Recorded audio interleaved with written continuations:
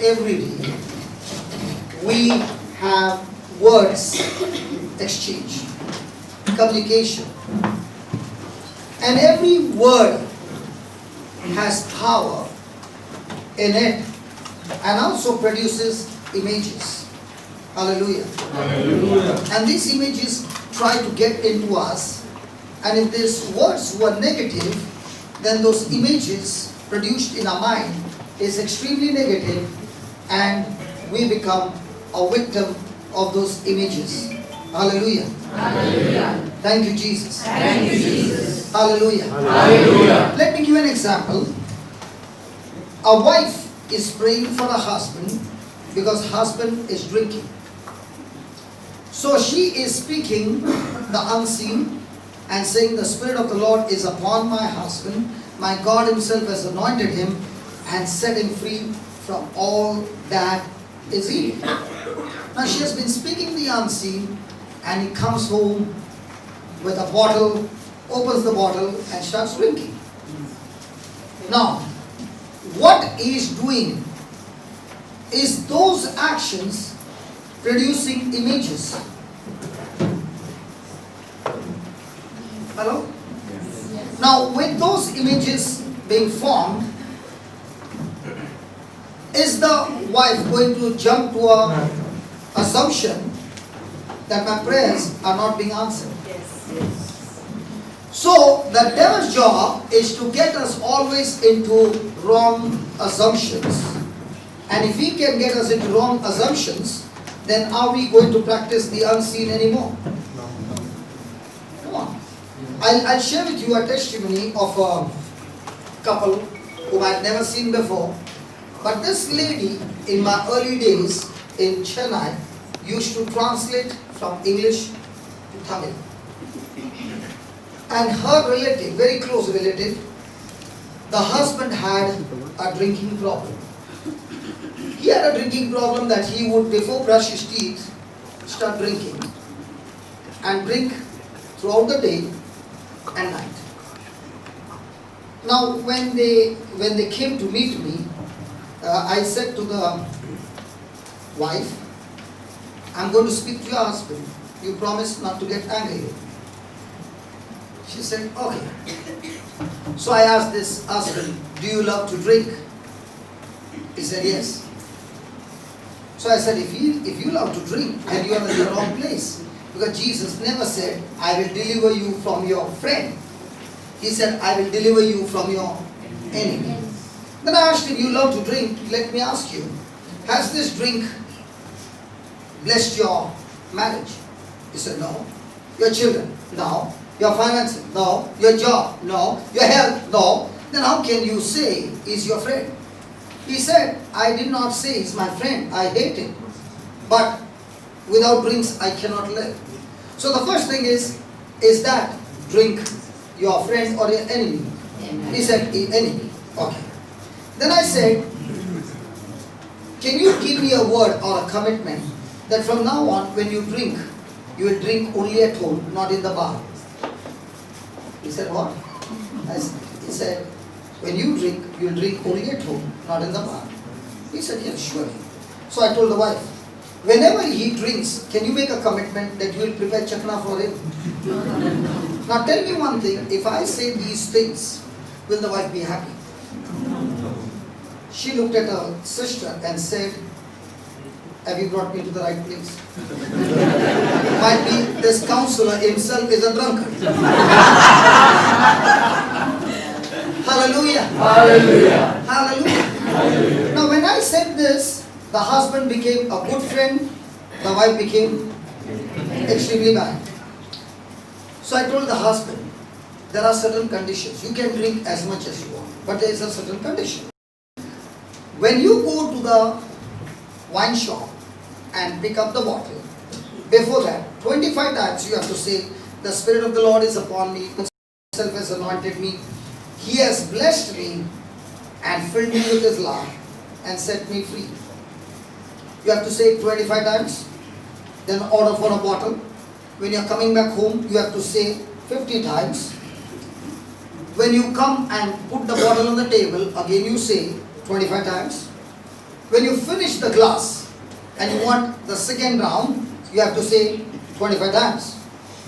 And the wife, before you give the chakna, with holding hands with him, you have to say 25 times, both of you. She was not happy. Husband was extremely happy. Hallelujah. I made a prayer and they went. 3 months later on, I was in some other church and I saw this lady coming crying. I thought the husband drank so much that he died. She's running towards me, crying and crying, and I'm looking at her, coming straight to me, and she's crying. And behind her is the husband coming. That means he's alive. He's alive. He's alive. Praise God. Before she can open the mouth, the husband caught me and said, "You are a cheater." I said, "What did I do?" He said, "You cheated me." I said, "What makes you say that?" "You told me to say those things and I kept saying faithfully. But you did not tell me what is the effect of those things." I said, "Why? What happened?" He said, "I began to drink for 1 week and then I started vomiting blood." Okay? Then I thought the stuff is not good, so I went to the other bar, other wine shop.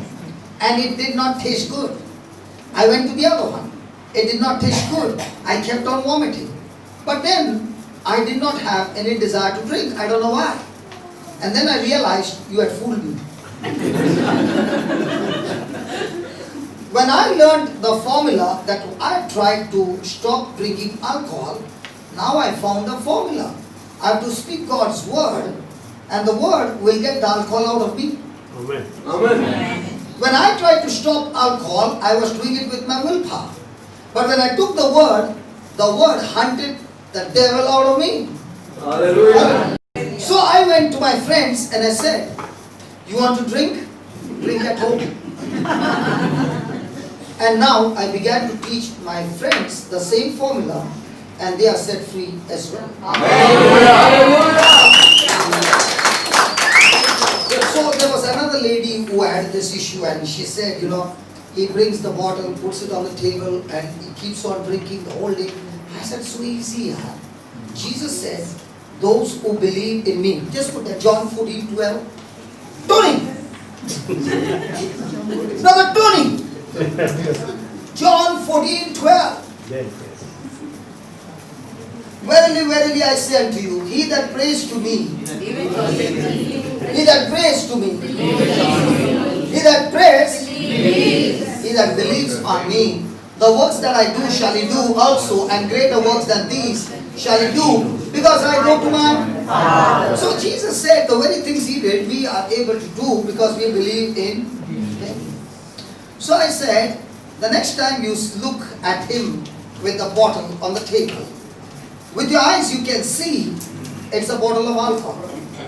You can open your mouth and say, Jesus, I believe in you. You turn water into wine and wine into your blood. So I thank you, Lord Jesus, that I no longer can see alcohol in that bottle. In the name of Jesus, it has become the blood of Jesus. And every time he's drinking, you go to the washroom, dance a little and say, thank you, Lord. He's drinking your precious blood. And as he's drinking the precious blood, with my eyes of faith, I can see the spirit of alcohol. You're being bashed up. I'm enjoying it.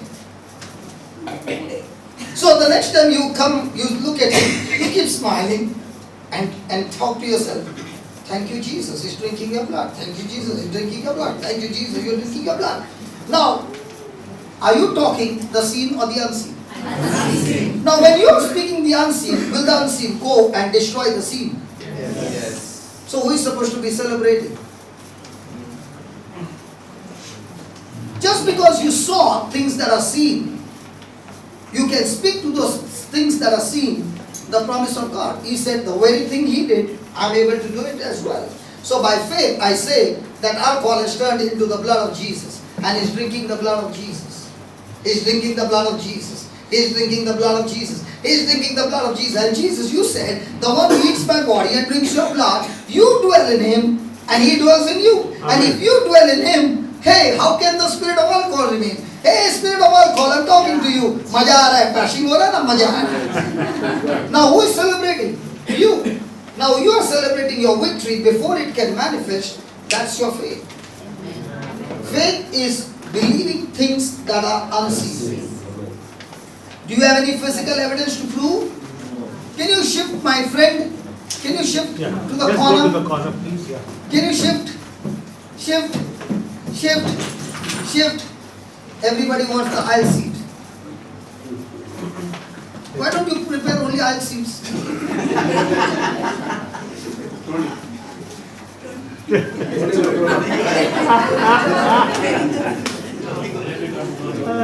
Tony. Tony has the best seat. Thank you, Jesus. Tony. But Tony, every time people talk against you, you have an option. Get irritated or bless them. And if you bless them, your flight is on the runway to take off. If you don't understand, take the examples of Joseph, take the examples of David, Saul coming against David, look at the brothers coming, look at Moses. All these heroes had people who spoke against them. You know why I'm speaking against you all the time? So that you take off. Hallelujah. Hallelujah. Hallelujah. When you are in a gym and the coach makes you pick up those dumbbells again and again and again, don't you feel like throwing the dumbbells on his head? Come on. But if you follow his instructions after 6 months when you stand, how will you be? Bouncer. Tony, now it's me.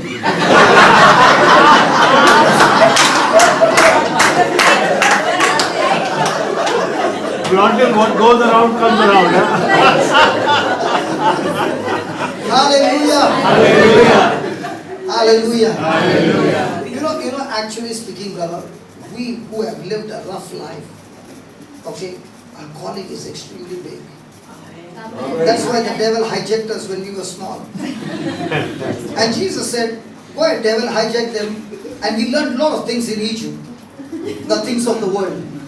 Okay, when we got Jesus on the flight, he kicked the devil out. And now Jesus is the main pilot, I'm the co-pilot, and he's taking me from place to place, and his glory can be seen everywhere. And listen, all those negative things that we went through in our life never goes wasted. You know why? Because the next time you find an Egyptian where we used to live before, you are saying, hey listen, I used to be the same like you. But I've got used to tell you, this word changed me from an Egyptian to a citizen of heaven. Amen. Come on. So if you're going through any rough things in your life, it's God who is teaching you, training you for a future. If Moses was not in the desert for 40 years, how do you think he would have brought the Israelites out of Egypt to the promised land? God had to teach Moses first how to survive in the desert for 40 years, so that once he's trained, he makes him a leader to lead others. So if you're going through some crisis, good news, you're called to be a leader. Learn the word quickly and get trained to overcome it, so that when you are fit, he says, come on, let's go and let's get the lot out of their Egypt. Where are you going? Out of Egypt? To Egypt.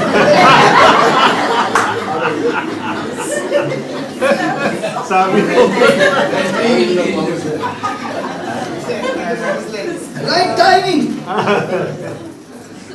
Hallelujah. Hallelujah. So right on, words produce images inside us. Words produce images inside us.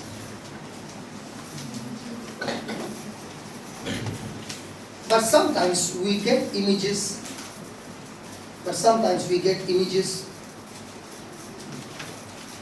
By making wrong assumption.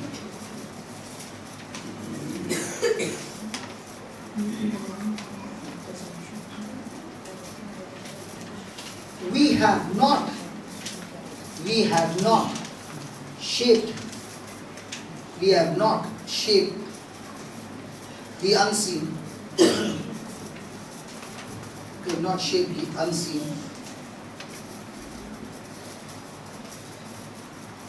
Within us.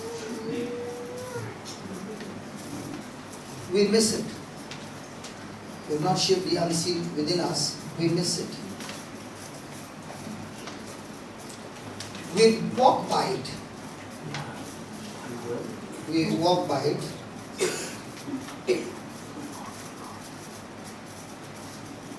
Sometimes God sets it, sometimes God sets it before us.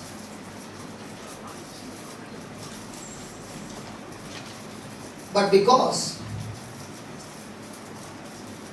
we have never shaped the image of the unseen, but because we have never shaped the image of the unseen within us, we keep pushing it out, we keep pushing it out of the way, looking for something else. Looking for something else.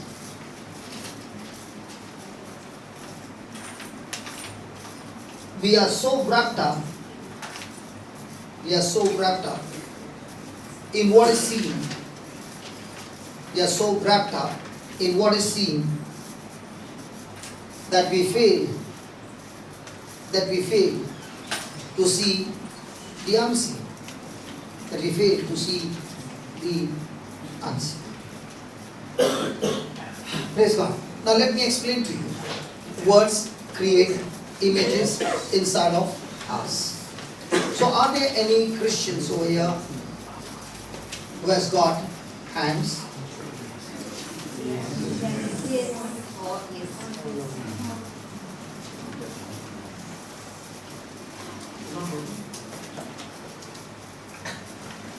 So do we have hands? Yes. Now, even though we have hands, we create images in our mind and heart which is contradicting to the Word of God. Now let me give you an example of creating the unseen, believing in the unseen to see the change in the seen. Okay? Now let's say somebody back home is sick in your family. What's the first thing that comes to your mind? I have to find a priest or an anointed man to lay hands on my loved one and cast that sickness out. Right? Now let's look at what the scripture says. Give me Mark 16:18 or give me Mark 16:17.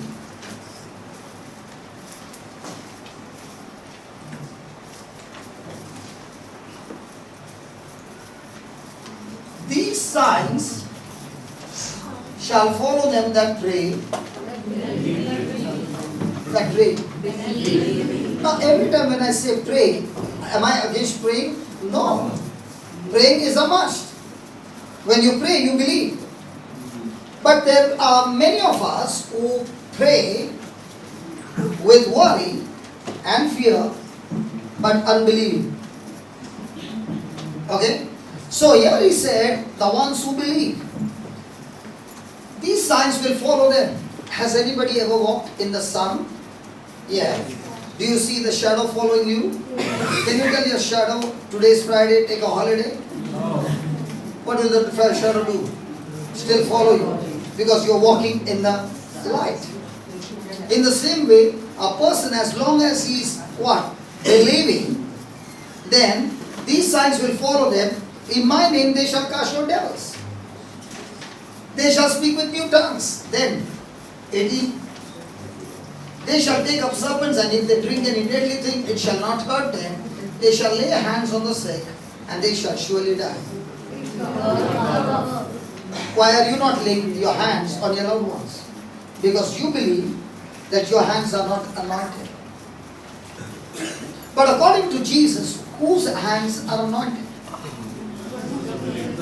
The ones who believe. Believe in what? In Jesus. In His Word. Hallelujah. So, even though I have hands, the image formed in my mind says, because I am not anointed, I am not chosen by God or anointed by God to lay hands. And unless I move by faith, will I ever see anything happening. So what is the image in my mind? Seen or unseen? Seen. Because I'm saying my hands are not anointed because of my life.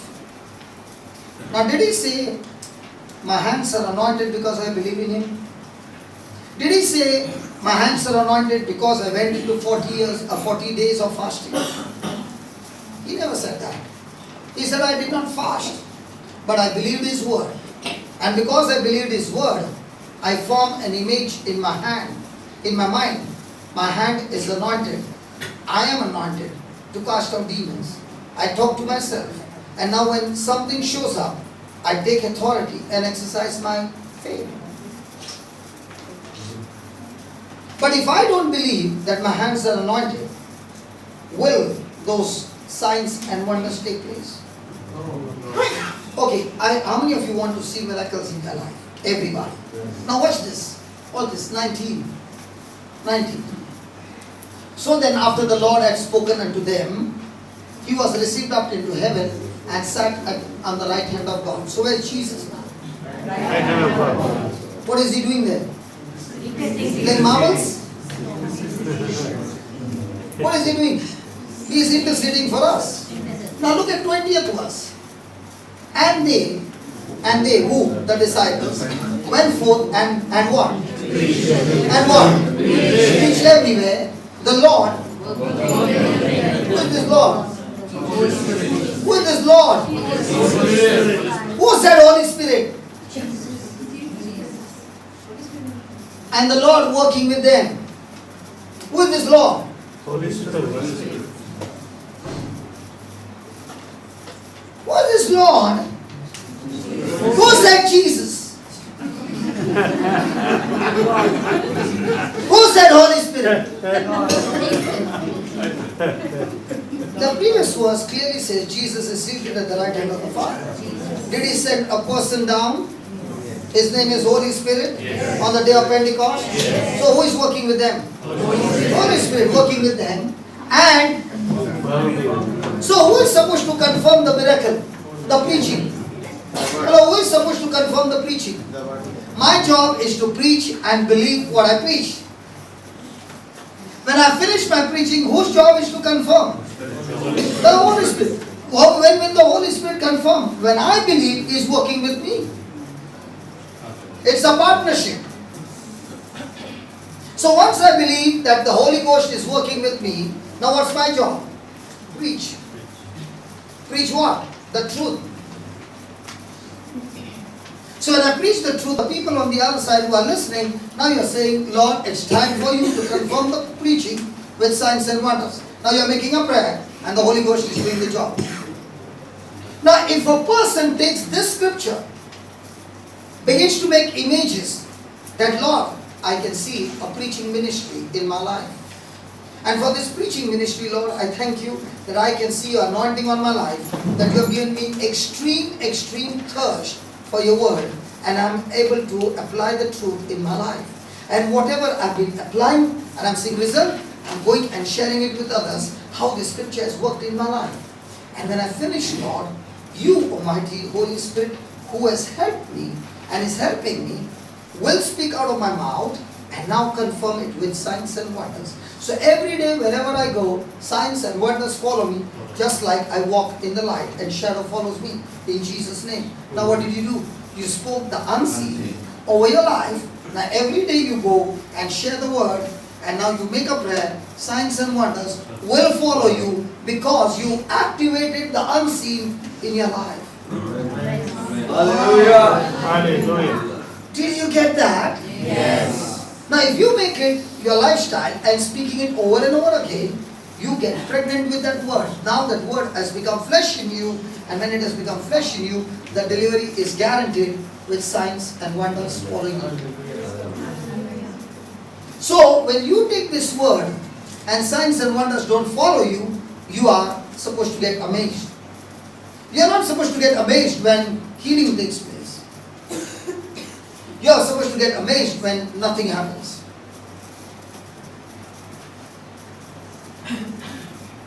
Now, how many of you will take that verse and use it every day? Talking to yourself. I guarantee you, when you lift it. What about the others? Hello, how many of you use that word for your life? Good, now. Because lifting the hand is dangerous. Okay, now you lifted your hand. Now I'm so happy that I'm saying they all believe. Never. You all did not believe. Who are the ones who believe? The ones who believe will go back home and put it into practice the first thing in their life. And when they put it into practice over and over again, in no time they come back and say, brother, it is happening. Why did it start happening? Because now you spoke the unseen over your life and you're saying with my ability, not possible, but because I believe that word is manifesting in people's life. Amen. Hallelujah. Hallelujah. Did you get that? Yes. Thank you, Jesus. Thank you, Jesus. Praise the Lord. Okay.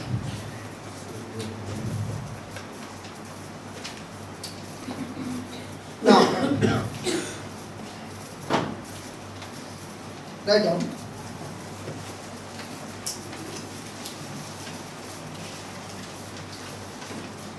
If we don't get rid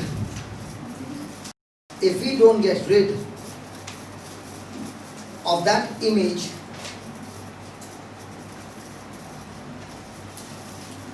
if we don't get rid of that image of looking at the scene,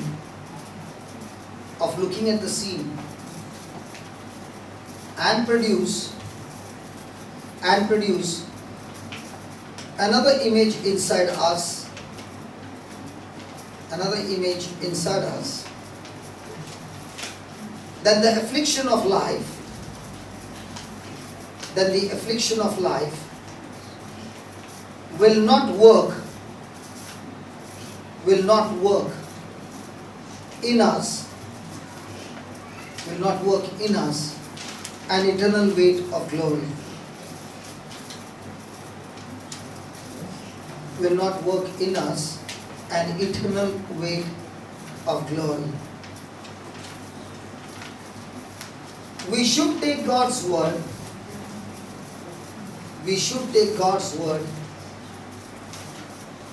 And change. We should take God's word and change the things that are seen. We should take God's word and change the things that are seen. Things we don't desire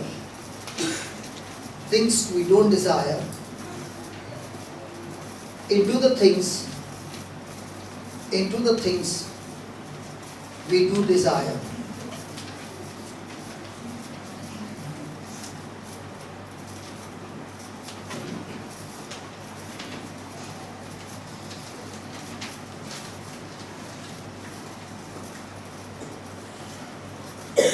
Next paragraph, an important point. Write an important point and underline it. It is not the affliction.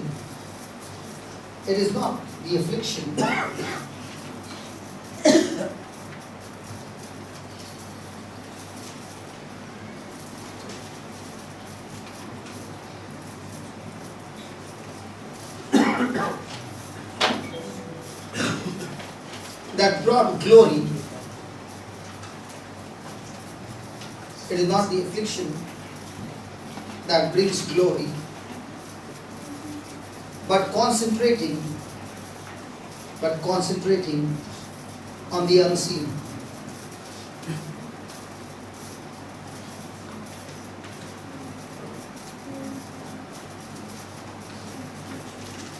The unseen is from the spirit. The unseen is from the spirit world. Spiritual forces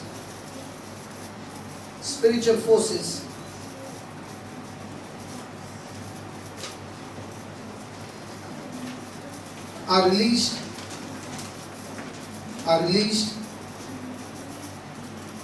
by God's word. Spiritual forces are released by God's word being spoken.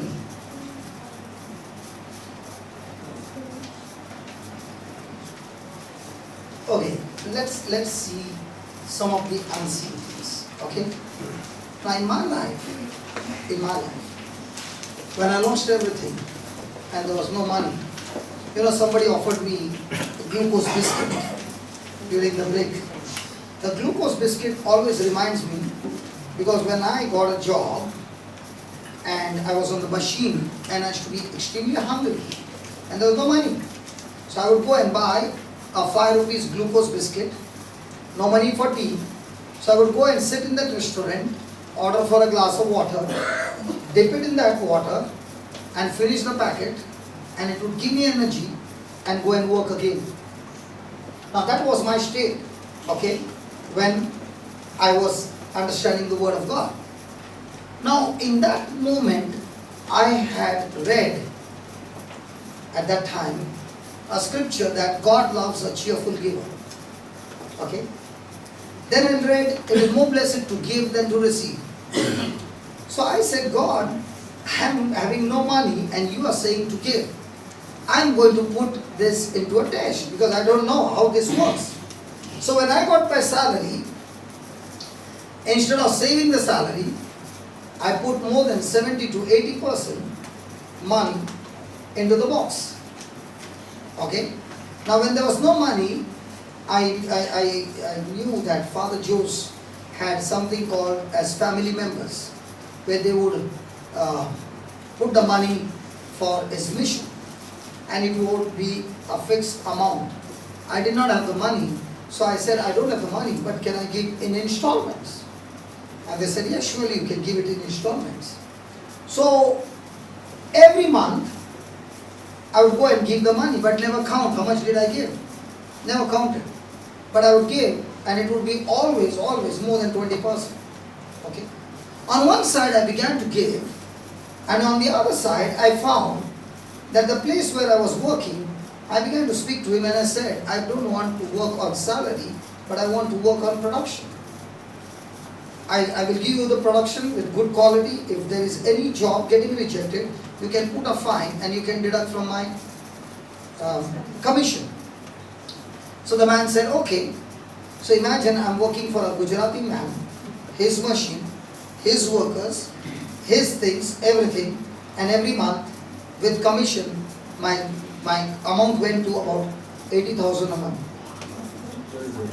Okay. I would not work during the day because that was my technology. If I work during the day and I show him, the next day I will not get any chance to work. Come on. His machine, his workers, everything is. So the last finishing job, I would go at night and work the whole night. During the day, I would go to church, do all the jobs, minister to people and all that. 8 months went by.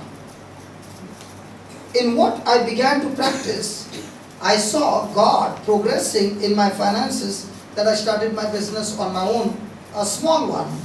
This time, the same business where I had gone lost. And this time, the same business began to flourish. Are you following? Yes. That's why, during those days when I found a formula that when I give, it's multiplying, I said, God, this is a fantastic formula. Even the bank doesn't give so much returns. Yes. Amen. So I made a deal right in the beginning of my life with Jesus that I will never ever charge a single rupee from anybody for the services that I do. That's why you never see me asking a person. If I go to Ireland, I'll say, okay, send the ticket. No, I buy my own ticket. So every month when I come to Dubai, I buy the ticket. Are you following? Yes. But when I come, it's not only about money.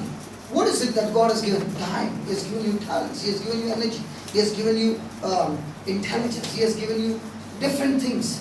When you start giving it, okay, it will turn your whole future around and you will be blessed. Yes. Now when I learned this formula, my job every day was, before I go to sleep, my scoreboard would be, in whatever I did today, was I benefited or my life brought benefit to others.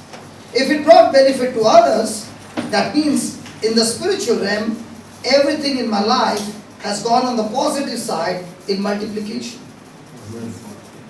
So my scoreboard would always be who was benefited with the day God gave me. See, I understand time is an investment. It's given to everyone freely. If I use it, I don't use it, it's always spent. You cannot store it. Okay? Am I using my time as an asset or a liability? If I'm using it for the kingdom of God, it's always going to be an asset. It's going to multiply and come back to me. But if I'm going to use it in laziness, I was talking to Brother Vijay and I said, do you know, laziness attracts the spirit of poverty. When a person is resting on the bed and saying, doing nothing. Even if he's resting on the bed, he can still use the time by investing of studying the word. You can even study the word lying down, no problem. But invest the time, which is an investment for the future. So when I began to practice the unseen, I saw my things that are seen began to change. Many times he begins to ask me, now this time we sent about 13,000 CDs and books. Does it cost money? Yes. Now did I ask from anybody? Why not? But I'm looking at the unseen. What does the unseen say? Give me Luke chapter 6:38. Luke chapter 6:38. Now you would say, I have read the scripture before. You have read the scripture before, but do you believe it? Yes. And if you believe it, are you practicing it? Yes. And if you are practicing it, then surely it will change your things that you are seeing. What is he saying? Give. Now when I'm in the world system teaches me when I give, it's subtraction. You had 10 chocolates, you gave away 7. How many chocolate? How much is left? 3. 10 chocolates, somebody came and gave you 10. How many are there? Much and many. When it is many, addition. We should learn that, you know? Yeah. Now, what is the Lord teaching you? Exactly opposite to the world. Now, do I really believe this? And if I really believe this, then what am I going to do? Be a giver or a taker? But if I'm still not moving, it's only because I fear the knowledge that I've received gives me fear that it's going to end up with subtraction. Now I'm going to Australia. Before reaching there, 9,000 CDs were sent. Does it take money? Yeah. So before it is gone there, why am I sending those CDs? So that I become famous. On the CD, my name also is not there. I see to it that my CD doesn't have my name on it. Why don't I put my name? Because I'm not interested who the preacher is. I'm more interested is in the contents of the preaching. Hallelujah. Who cares who the preacher is? I'm interested in the truth. You should not be interested in me. You should be interested in the truth that is being spoken. Amen. Because that's very important, that changes a person's life. Hallelujah. Hallelujah. Why am I sharing these testimonies? So that you can see that because of believing the unseen, okay, I remember when the Lord asked me to shut down my, I was at the peak, exporting. And when He told me to shut down, I said, God, if that's what you want me to do, I will do it. And what was the reason? Because I had no time to do ministry work. I was doing 3/4 time ministry work, 1/4 time factory work, and that also was less. The demand was more, and the Lord said, shut down. Now, I could have said, but God, work in progress. There are so many things which are raw material. When I finish the product, I can get money. But at the same time, the fear came that if I wait for the whole thing to be completed, today, the confidence that I have to move in faith, tomorrow it might not be the same. So the next morning, I went and told my workers that I'm closing down the factory. They said, what? Yeah, I'm closing down. And what about this? It goes in scrap. But what about the losses? Let it go. But I'm going to close down right now because I don't know. Tomorrow my mind might change and say no. And I shut it down within 24 hours. Work in progress, everything went into scrap. Machines sold at whatever price. Finished up everything and I said, now God, I'm ready. Tell me, what do you want me to do? And it's been from that time, I'm running and running and running. And let me tell you, life became more beautiful than running a factory. You know why? Today I can stand and say, my production every month is in thousands of souls. Praise the Lord. I might not be producing the hydraulic jacks which I was exporting to UK, but I am producing a hydraulic jack that takes the soul from earth to heaven. Amen. Hallelujah. Praise the Lord. Is it easy? Yeah?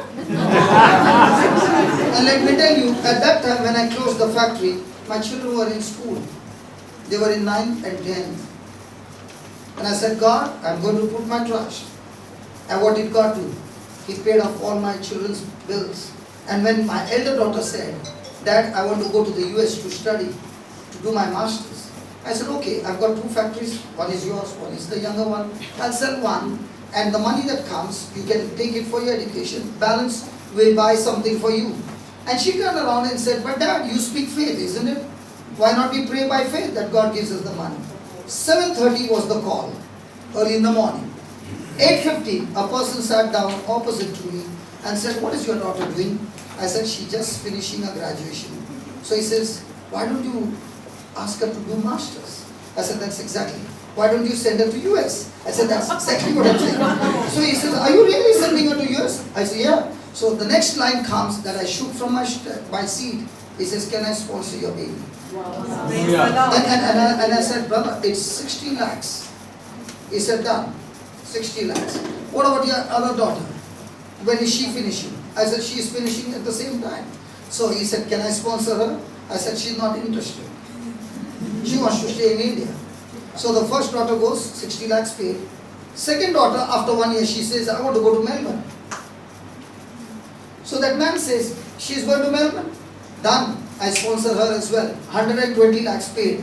Now tell me, do I need to ask people when God has already given me the money for my lifetime, already paid for my services? How many years will it take for me to earn 120 lakhs? I'm asking you.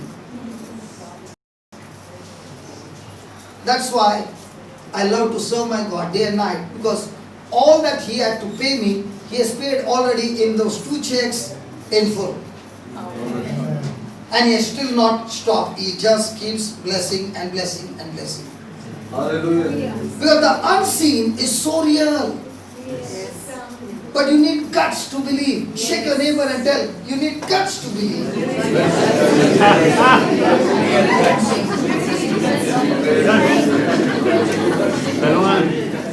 You really need guts to believe the unseen. Now I'll ask you a question.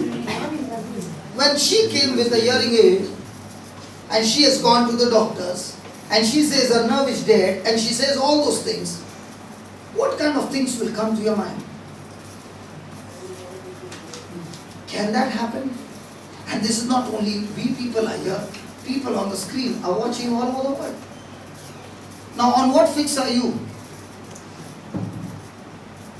Come on. But when you have the guts to believe the unseen, it will destroy the seen and bring forth that unseen that God has promised. God is looking for those believers who have guts to believe His word. Hallelujah. You can know the Bible from cover to cover. You can know every scripture. But knowledge does not save you. Knowledge believed, applied, changes your situation. If somebody is thinking, I've come here, I sing hallelujah, I clap, I scream, I whistle, and I write down the notes, my life is going to change. Sorry. Jesus never said that. Jesus said, you shall know the truth if you continue in my word. Continue in my word means my mind is captivated by His words. My thinking is His word. And the whole my thinking is word, word, word, word, word, word, word, word, word, word, word. People can call you a Pentecostal, a Protestant, a Baptist, whatever, because now you are talking word, word, word, word. But let me tell you, that word is Jesus himself. Hallelujah. The word became flesh. Because in our mindset is Catholics should not be so much deep in word. Who told you? Hallelujah. So what does he say? Give and it shall be given unto you. Good measure, pressed down, shaken together, running over, shall God give into your bosom. All this time, where are you looking for? Hello, where are you looking? To God. And God never said He's going to come and give you, but He's going to direct somebody to come into your life and give you. Let me give you an example. I read a testimony of a person who was a poor man and he was a wonderful.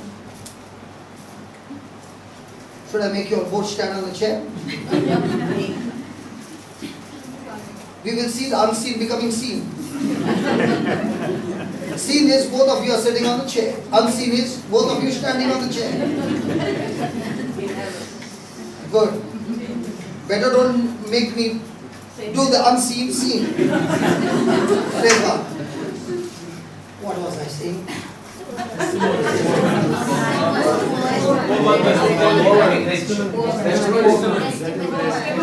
A poor man, he was a wonderful worshiper. And he was praying to God, God, I need an organ so that I can worship you day and night. And God gave him a revelation from Habakkuk chapter 2, verse 2, 3 and 4. Can you put that one? I've never heard a word like this, Habakkuk. What cook? Tony, did you find the cook? Yeah, sure. Tony! And the Lord answered me and said, write the vision. Now, write the vision. Is it seen or unseen? In the physical, not yet. In the spiritual, he is seeing with his spiritual eyes. Write the vision and make it plain upon tables that he may learn that read it in. Then 3. For the vision is yet for an appointed time. Touch your neighbor and say, appointed time. Say that again. Say that again. Now look at your neighbor and say, woman pregnancy is 9 months. Say that. Don't ask God to give me the baby in 1 month.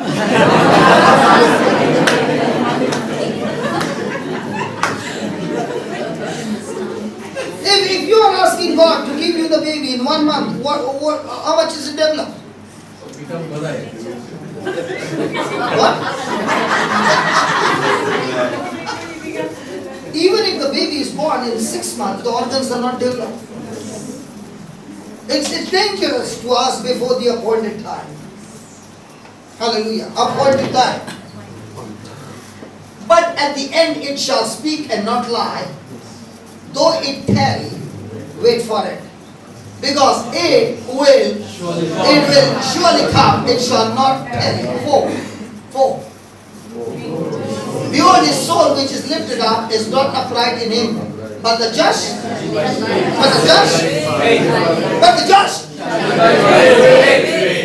just shall live by the unseen, not the seen. So this man, taking the scripture, began to make a vision.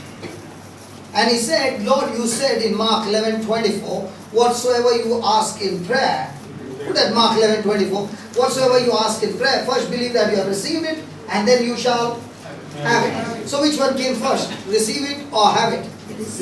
Believe or have it? Believe. So he said, thank you Lord for the organ, praise God, thank you for the organ. And every day in the morning, he would come and set a table and he used to carry an imaginary organ, bring it on the table, open the zip, and then with the imaginary organ, he would worship God for more than 1 hour on a table. And the wife would watch him do for 6 months. Wives, if your husband has to do this, who will you call? 911? Hello, whom will you call? This man did it for 6 months. Every morning. And he continued to worship God with an imaginary organ. That 6 months later on, one day, the bell rang. And the person was carrying a parcel. And he gave him the parcel. He said, I never ordered it. He said, you better take it so that I can sleep in peace. What's the meaning? What he was praying, the Lord was giving a person a sleepless night and saying, I want you to buy that organ and go and deliver it there. So he said, now take it so that I can get peaceful sleep. When I read that scripture and that testimony, I said, God, if this is true, I went and spoke to Brother Joe. Brother Joe was in the he was in the music ministry, and I said, Brother Joe, are you willing to get pregnant? Joe is a man, not a woman. He said, what, brother? You want me to get pregnant? I said, yeah. We all men and women have got a spiritual womb, and we can get pregnant in a womb by speaking the unseen. And I began to share with him the testimony. So I said, first thing, which organ do you want? Casio, Yama? He said, corn. I said, what? Never heard this. Corn. He said, corn. I said, what is corn? He said, it's an expensive organ, more expensive than Yama. It's on a high growth. I said, okay. So he wrote down corn, model number so and so, and he stuck it to his wardrobe where he used to go to work. So every time he removes the clothes, corn. Hallelujah. 38 days were gone. We were in Goa for the first visit in Goa, our first visit to Goa, and early morning Joe is vomiting. His wife is there and he's vomiting. So one little girl comes, she's in the intercession, and she says, you know, Brother Joe is not keeping well. I said, don't disturb him. That's morning sickness. It's okay for him. So she says, what? I said, Joe, not Anne. Anne is his wife. I said, I know. Joe, it is his morning sickness. She said, brother, you don't understand what is morning sickness. I said, if you don't believe me, when he comes out, go and ask him. So Joe just comes out. And she says, brother, what happened? Are you having morning sickness?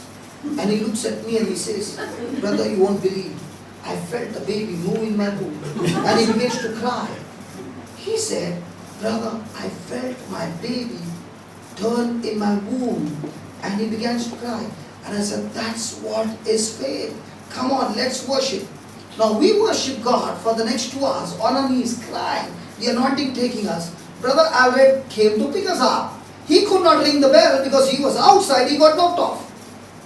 He was there outside kneeling the door for more than 1 hour, praying to God, and we were inside. We finished our Goa trip, we came back home. Sunday, we came back home, it was Monday, I think. Night, we reached home past midnight. Ding dong, in my house. A person comes and says, God woke me up from my sleep and said, he said, take this money and give it to my son. He needs it urgently. Brother, what happened to you? Why is it so urgent? I said, what's urgent? So he woke me up and said, give this money to you. I said, why? He said, I don't know. I just heard and I came and gave you the money. I said, thank you very much. We prayed. He went back home. And I said, Joe, the money has come. Let's go and see how much is the cork. When we go and see the amount given and the cork amount, exactly the same. Now we learned pregnancy. Now when I learned pregnancy, from that time I've been delivering babies after babies in pregnancy. That retreat house also is pregnancy. The cameras are pregnancy. The chairs that you see are pregnancies. The money that is paid every month is pregnancy. Everything that you see happening in our life is pregnancy. Tell your neighbor, get it quickly.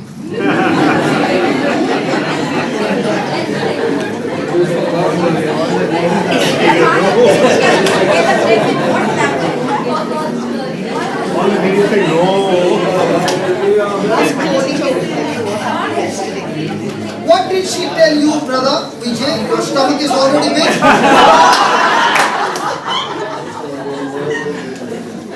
You heard it there, isn't it? So the next time, now when you go back home, and Mama says, how was the meeting? Mama, I just got news, I'm pregnant.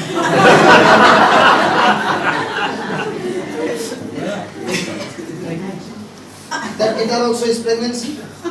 You learn the same formula. And I'm telling you, it's so real. Last week Friday we celebrated our birthday. My birthday over here. Evening I was praying for intercession. One lady came to the guitar, brand new guitar section. Were you praying? Hallelujah. I was desiring this guitar for the past 6 years. So your pregnancy was 6 years? I was desiring for cameras for the center. And each camera is only 3.5 lakh. Okay? What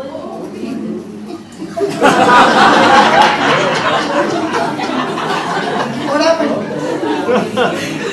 You don't know who my dad is? If you knew who my dad is, then you would have said, "Look, you don't know my dad.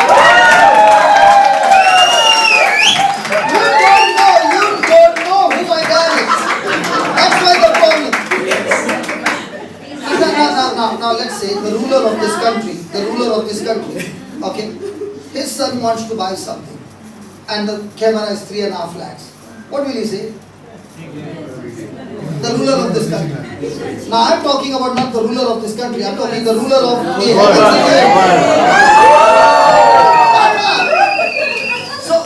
So I would put that camera on my screen, the computer screen.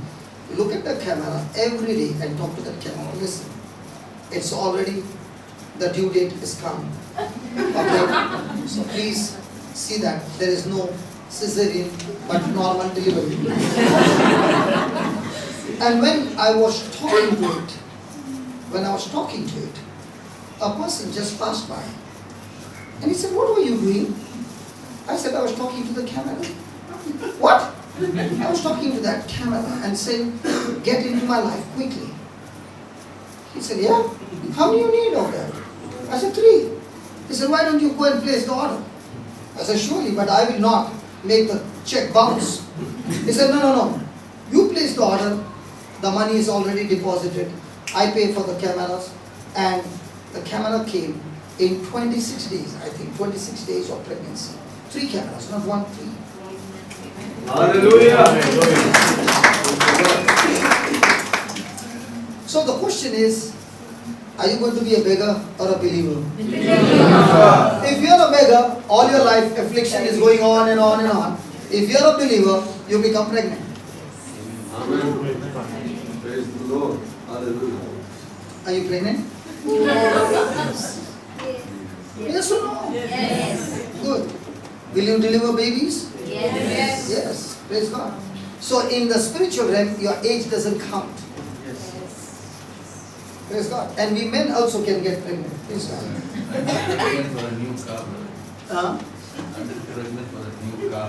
yeah. You know, with your pregnancy, the question is, don't get pregnancy with selfish ambition. Yes.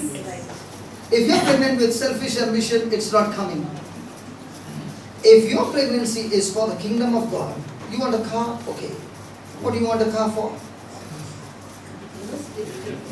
That's very important. For example, when I started my journey on a bike, I would put people on the bike and take them. Then I said, God, I need a car, a second car. I'm not asking for a new one, so that I can take people.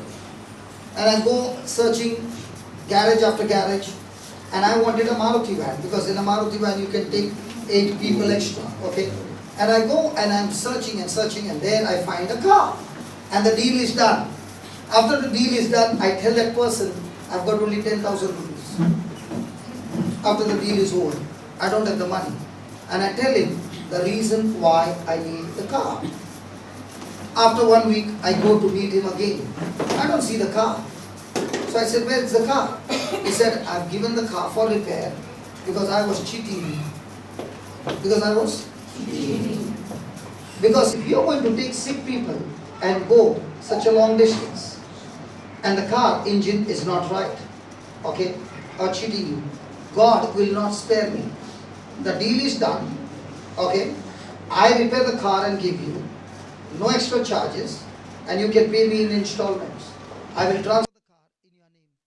Praise God. Now, when he said that, I said, okay, I will give you in the next 9 months the amount. And it so happens, my competitor, he has transferred his factory from Bhayandar to Daisa, the check post. Those who are from Bombay, they will understand. He has come into Bombay. And the agent said, I can give you electric current in no time. Because the business that we do requires heavy current because we work on the furnace. And he doesn't get power for 1 month. His production is gone for a toss. What do I say? I can do the job for you, half the rate labor. Done? He says, done. So I get my regular business, his business. I earn such an amount that in 15 days, I'm able to pay the money for the whole car. Are you following? Now, when I began to take people from Bombay to Goa, I used to drive the whole night, bring them to Goa, the sick people, and these people I cannot even expect any help if something goes wrong. In a Maruti van, drive the whole night, reach Goa, give a retreat for 8 days. That same night, 9 o'clock start the journey, morning reach them home. Never charged a single rupee for the service. Okay? When the Lord touched me and I began to come abroad, I found a person who said, all tickets from now on, flight, train or bus, it's all sponsored for the next 4 years. When I see the things that has happened in my life, it's amazing. So what I planted a seed in a small way, that seed multiplied in such a way, for the next 4 years, I got flight tickets to any country, absolutely sponsored. I'm trying to share with you testimonies after testimonies. When you believe in the unseen, or every day ask a question, whatever I'm doing, am I the one who is benefited or others are benefited? If your life is all about others being benefited, the ones who are benefited will learn the formula, get so blessed that they will come back to you and bless you in such a way beyond your imagination. If somebody is asking me, how do you get your bills paid? Simple. When I go around solving people's problem, they whose problems got solved come back to me and say, I want to solve your problem. Nobody like that. I did not like that. First you solve my problem, then we'll see solving your problem. Hallelujah. In other words, I can say, anything in my hand, when it leaves me, it never leaves my life. It goes into the future, and at a appointed time, comes back to me in multiplication. Now the question is, what left my hand, was it selfless or selfish?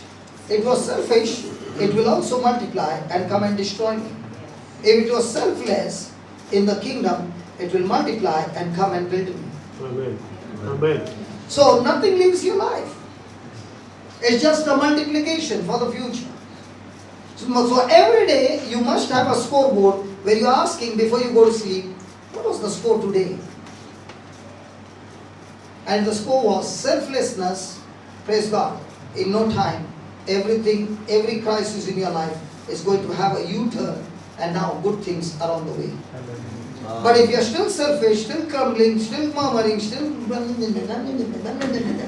it's multiplying back with heavy dose now to change you. 2 Corinthians 9:6.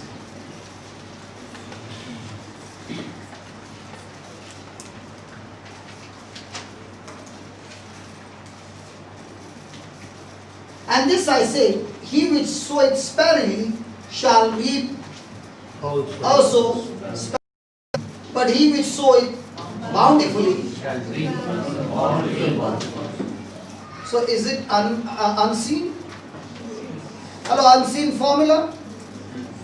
Hello? Yes. So what is the Lord saying? If you planted 1 kg of seed, then you will get harvest based on 1 kg. You planted 100 kg, then you will get harvest based on. 100 kgs. So what are you planting every day? Philippians 4:19. Yeah. Good. My God shall supply all my needs. But it's still not happening. Question why? Let's study that. But our God shall supply. My God. My God. Our God. My God. Our God. My God. Our God. My God. Why is he saying my God and not our God? Good question.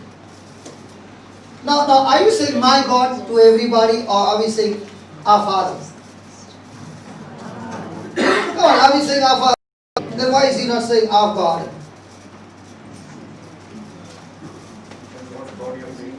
Huh? Which God you're praying? No. Okay, let's go. Which one comes first? 17 or 19? Which number comes first? 17. So let's see 17. Tony! 17. Not because I desire a gift, but I desire fruit. Now when will the fruit come? When you put the seed. Right? When you put the seed, then only the fruit will come. Not because I desire a gift, but I desire fruit that may abound to your account. No. If I in India deposited in the fixed deposit the money, will they give me a receipt? And will they say, if you have deposited after 5 years, what will be the amount? Come on. And you are happy because the amount is increasing, therefore you put the money in the account. Come on. In the same way, St. Paul is saying, it's not that I only desire the gift, what you are giving me. But much more than that, I am desiring that what you gave me is like a seed in the Lord's account, and it will bring the fruit. And what's the fruit? The fruit is the interest that you earned. Are you understanding? Now, which one is more hard labor? To earn the principal amount or to get the interest? Principal amount. The interest begins to grow by default. You don't need to labor, you just need to rest. Come on, is it right? So in the same way, Paul is saying, when you gave me a gift, it was a gift to me, but it was hard labor for you to earn what you gave me. And that was your principal amount that you gave me. And when you gave me, you never gave me because I was me. You gave me because you saw the anointing on me. Are you understanding? If Paul was not anointed, do you think the people of Philippines would have given him the gift? So you gave me the gift only because you saw the hand of God working through me. And when you even gave it to me, you never gave it to me. You gave it to the work of God. So actually speaking, bodily, you gave it to me. But spiritually, you gave it for the work of God. So it is deposited in the bank of God. Are you getting it? And because it is deposited in the bank of God, there is a receipt that has been issued from heaven, which is with you. And now when you want to cash it, you can cash it by producing the receipt. Yes. Are you understanding? Yes. If there is a deposit of 100,000 in your account and you want 50,000, you don't have to go and beg the manager. You produce the receipt, withdraw, it's yours. Yes. So in the same way, when you did anything in the kingdom of God, there is that may abound. Abound means what? Increase in your account. Multiply in your account. Then 18. Tony. But I have all and abound. I am full, having received of you. You say that name is too big. The things which were sent from you, an odor of sweet smell a sacrifice acceptable, well pleasing to God. So what you gave me was not out of your abundance. You gave it to me out of your sweat, hard labor, and in spite of that, you could not, you did not have excess, but yet for the kingdom and for the work of the mission, you still gave out of love. And this giving is what? Well pleasing. Tony. 18, Baba. You're going too fast. It's what? A sweet smell, a sacrifice, acceptable, well pleasing to God. Now, 19. Now, 19. Based on what you gave. You never gave to Paul. You gave to that anointing that is on Paul.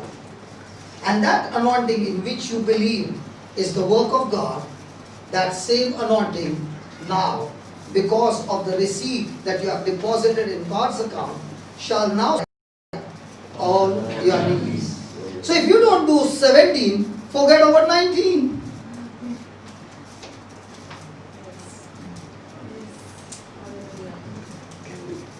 Go to the bank and say, I heard that when there is a deposit after 5 years, you get the amount. I've always been coming to your bank. So it's been 5 years, can you give me the money? And they'll say, okay, what's the deposit? I never deposited, but I would come and pray in this bank every day. I even asked everybody to pray for this bank. And they prayed with fasting and prayed nicely for you. Have you made any deposit? No deposit, no supply of all your needs. Oh God, all this time I've been praying and praying and praying. And today, Lord, what is he preaching, God? Please. My God shall supply some of your needs. So when you have a receipt, do you have to bother about your need now? You are sure that your needs are met. Why? Because it does not come from your riches. It comes from his riches. Whose riches? Through Jesus. Through Jesus. What he did for me on the cross. Through him comes from his storehouse. Only because it's coming from his riches. And when it is coming from his riches, it's coming in glory through Christ Jesus. Can we give the Lord a big hand for that?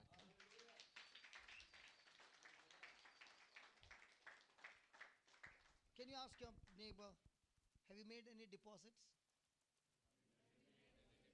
Oh yeah. In Vijay Mallya, क्या बोलता है उसका? Kingfisher. In different companies.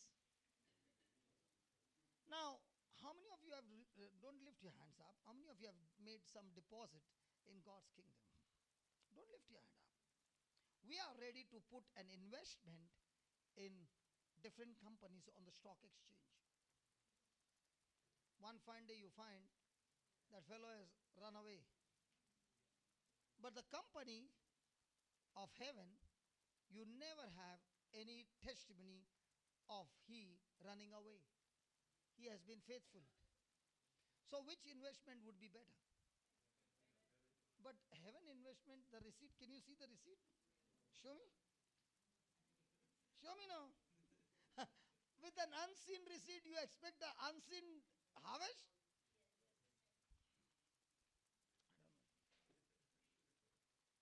So write down. Is it interesting? So can a person get out of financial crisis? How does he get out? Hey, listen. That also. If you're only giving money and all throughout the day doing mess after mess, you are still disqualified. Money doesn't qualify you. When you are a doer of the word and you're now depositing, it's going to work. You're not a doer of the word and you're depositing, it won't work. Because the thief comes to kill, steal, and destroy. He will come and eat up your deposit. receipt because you have opened the door for him in another area of your life. Oh, Jesus, he is putting all conditions applied. I thought it was so good, but conditions applied. And one of the powerful conditions applied is, if I fail or refuse to walk in love and forgiveness, the receipt is torn and destroyed. So can the devil destroy my receipt? Yes. But without my permission? No. When do I give him the permission to destroy my receipt? When I refuse to walk in love and forgiveness. Now when I refuse to walk in love and forgiveness, he has destroyed my receipt. What God had planned for my welfare is no longer coming into my life. Once you listen to your In the prison? Why is she inside? Does she speak English? Yes. Hello? Can I talk to you? She was your brother, mother. Yeah. Why are you inside? Yeah. No, tell me what is, listen. Tell me what is the reason why you are in the prison? Which case?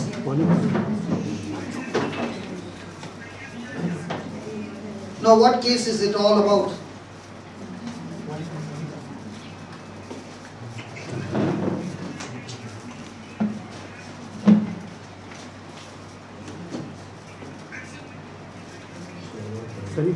It is an argument by talking to your friend. Brother, the history is she was here. A lady who was an Egyptian Muslim. Then she was taken into the prison for 3 months and the visa has expired, etc., etc. They had a judgment, 2 months prison and 2,000 fine. That is the judgment now. Father, in the name of Jesus. Okay, listen. Loving Father, in the name of Jesus. There is a receipt in my account, O Lord. And based on that receipt, O Lord, I ask you to intervene in this sister's life. Lord, that you are the God who supplies all our needs. Lord, please meet a need and get her out of that prison, O Lord, in the name of Jesus. Amen. Lord, we believe that you are our God, from whom all riches come. Yes, Lord.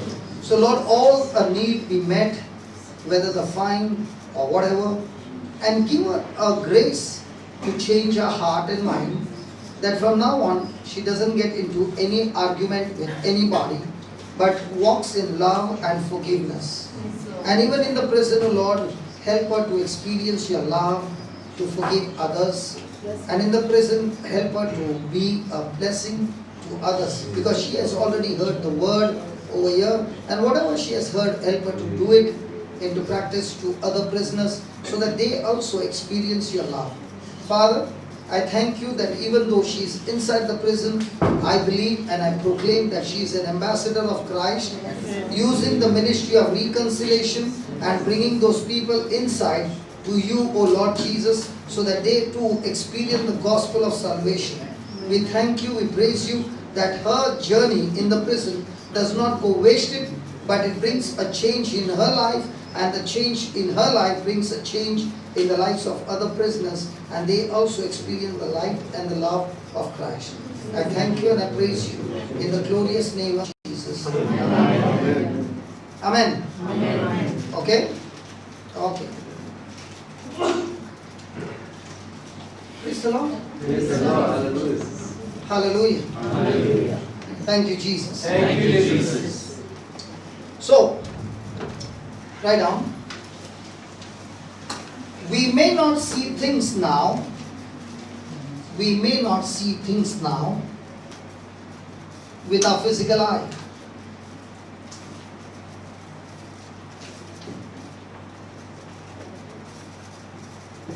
But they are very real. They are shaped by God's word, and our confession. Just underline that, put a bracket, highlight that. And our confession. When we look around,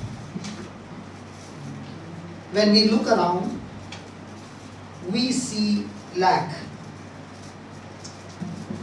When we look around, we see lack, but God's word says,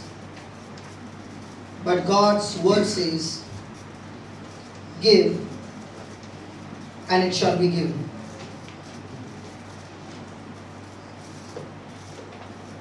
It says, he who sows bountifully,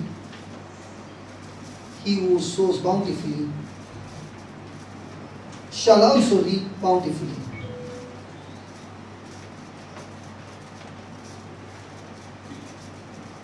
So we change the seen things.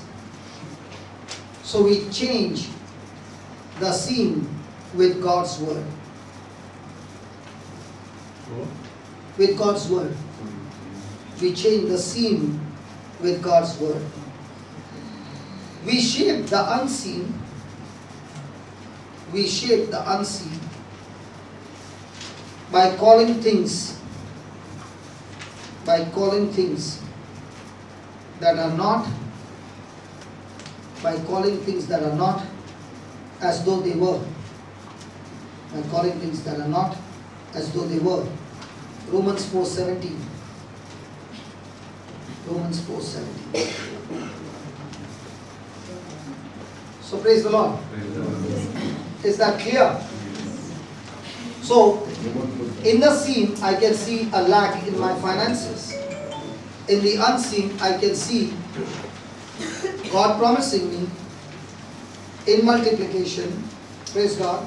And if I start believing the unseen and begin to apply it in my life, the unseen will change the physical for me and bring that unseen into seen by manifesting the promise of God. But is it going to have an appointed time? Yes. But in that appointed time, do I change my words? Do I change my believing? No.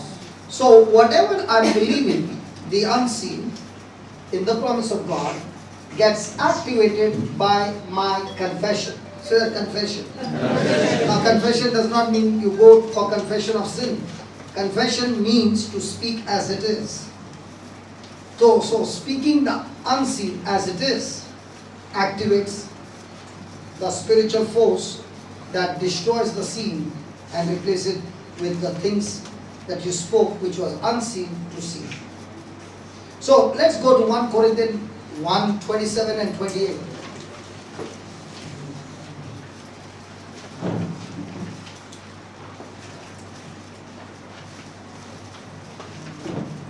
One Corinthians 1:27 and 28.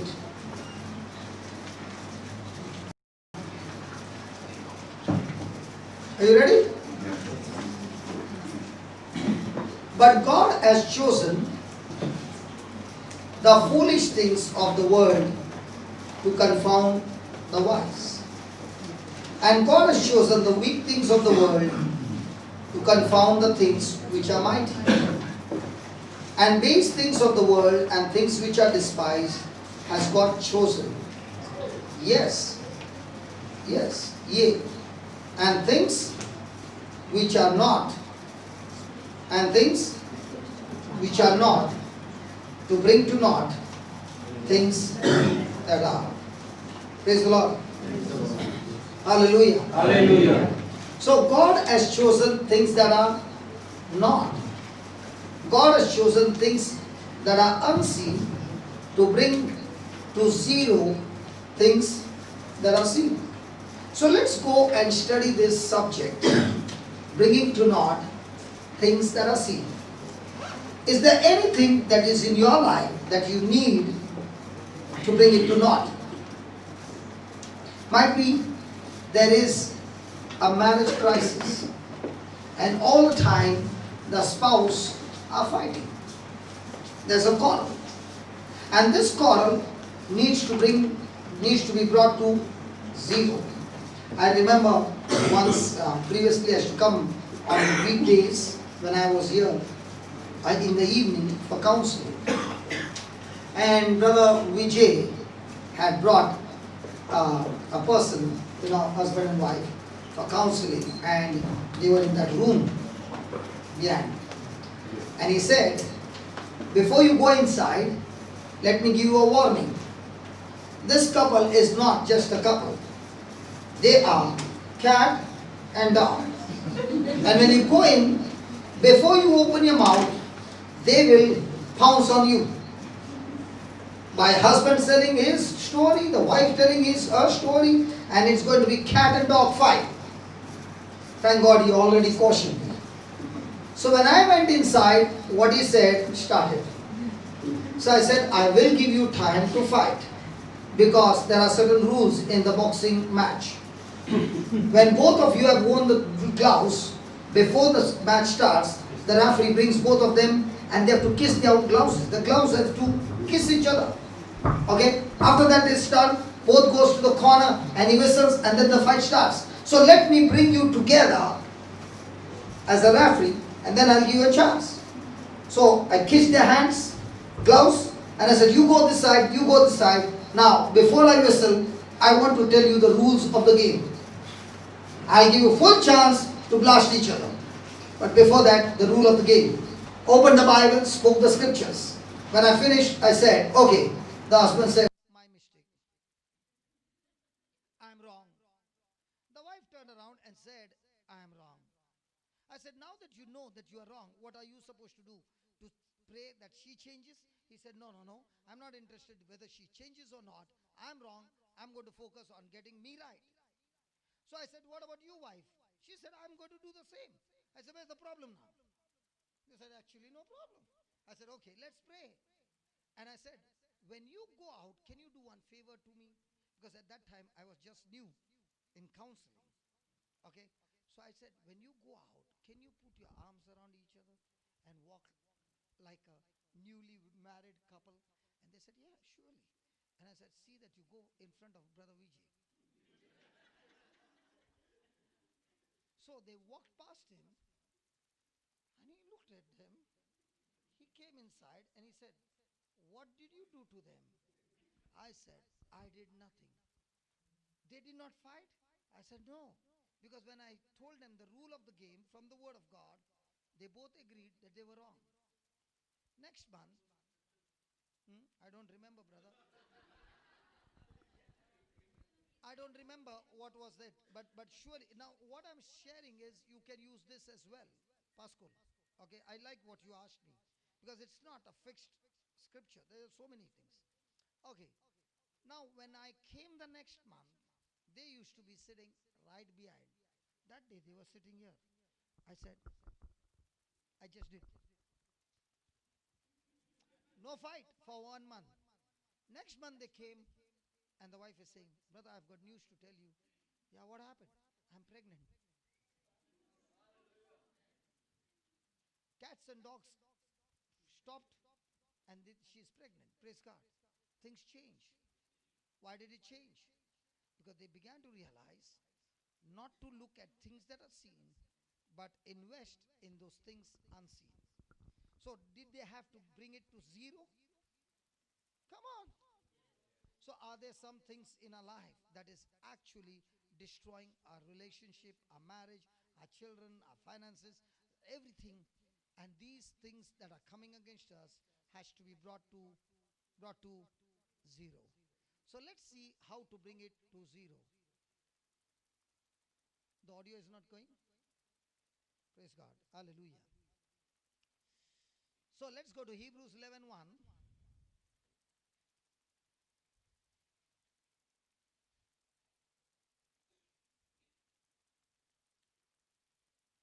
Faith is the evidence of things hoped for, the evidence of things not seen. So faith is always connected with things that cannot be picked up by physical senses. So the next time somebody is saying, I'm speaking by faith, you know what he's saying? I'm speaking about the things unseen.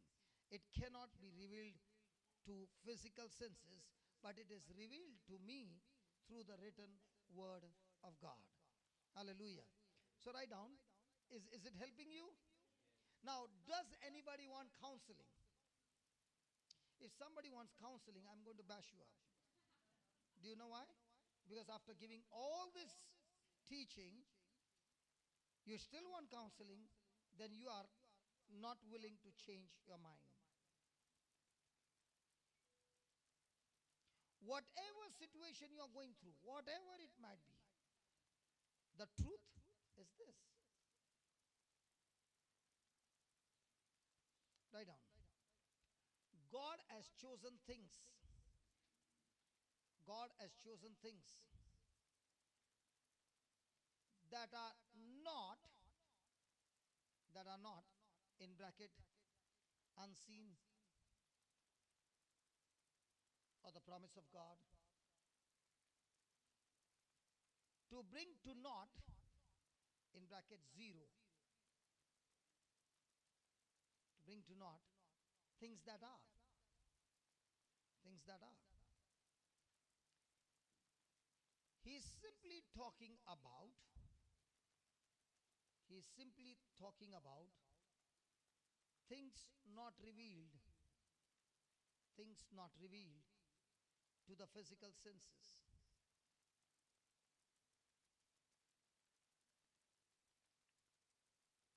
Hebrews 11:1 says, faith is the substance. Faith is the substance, the raw material.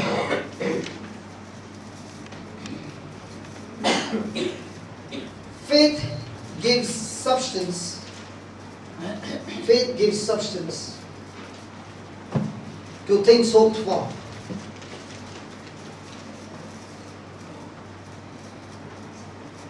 To what you desire.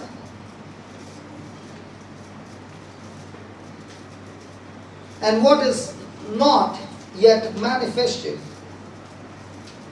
And what is not yet manifested to the physical senses.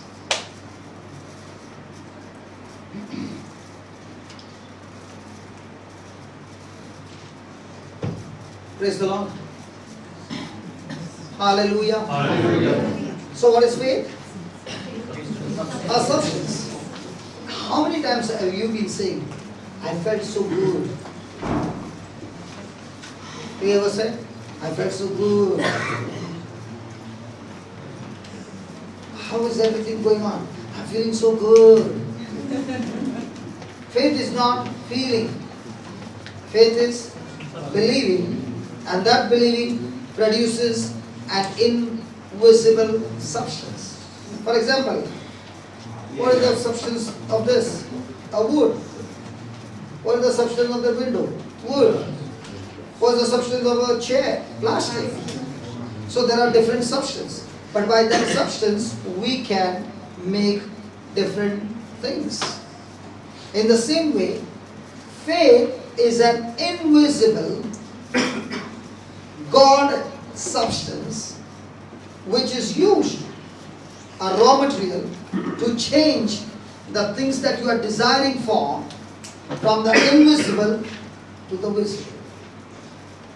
So when this change is taking place, you cannot understand with your physical senses because it is not yet manifested in the physical realm. Now let's look at how this works. Okay, from the scripture. Are you ready? Yes. Are you excited how this works? Okay, let's go. Genesis chapter 1, verse 1.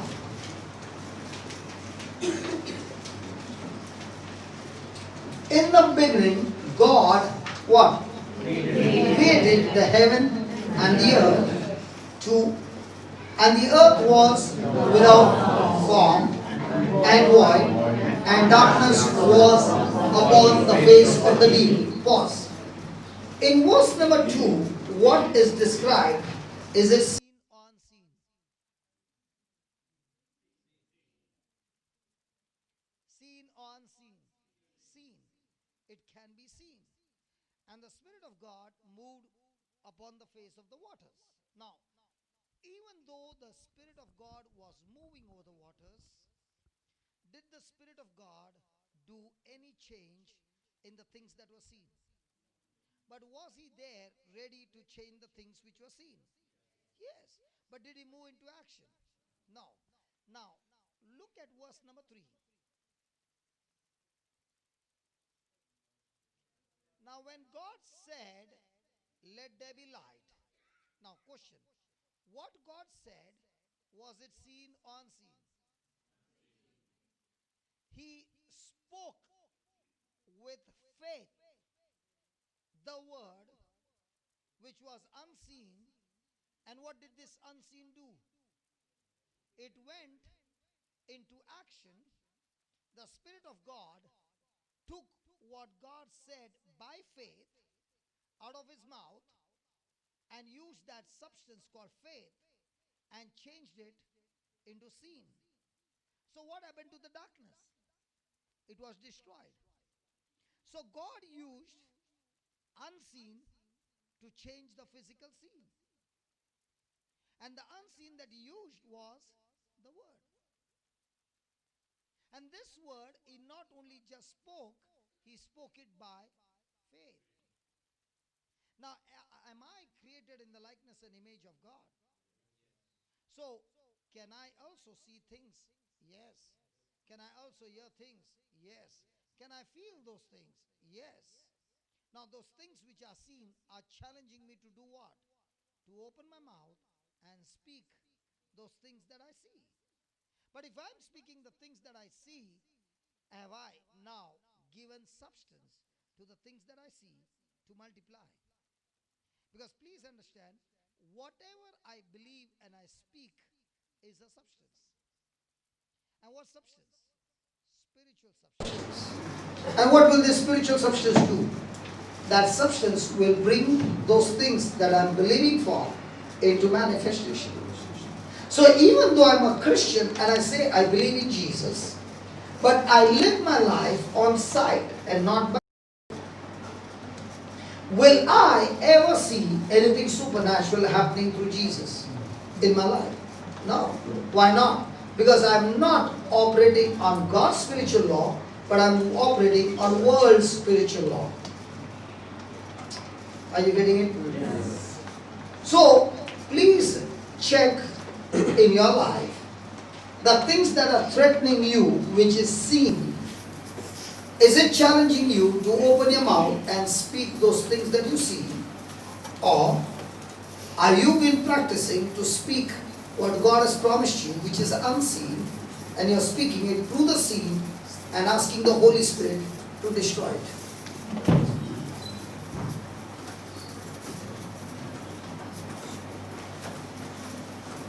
So if you can get this formula right, now, is victory guaranteed? Yes. But if you're not practicing this formula, can victory come into your life?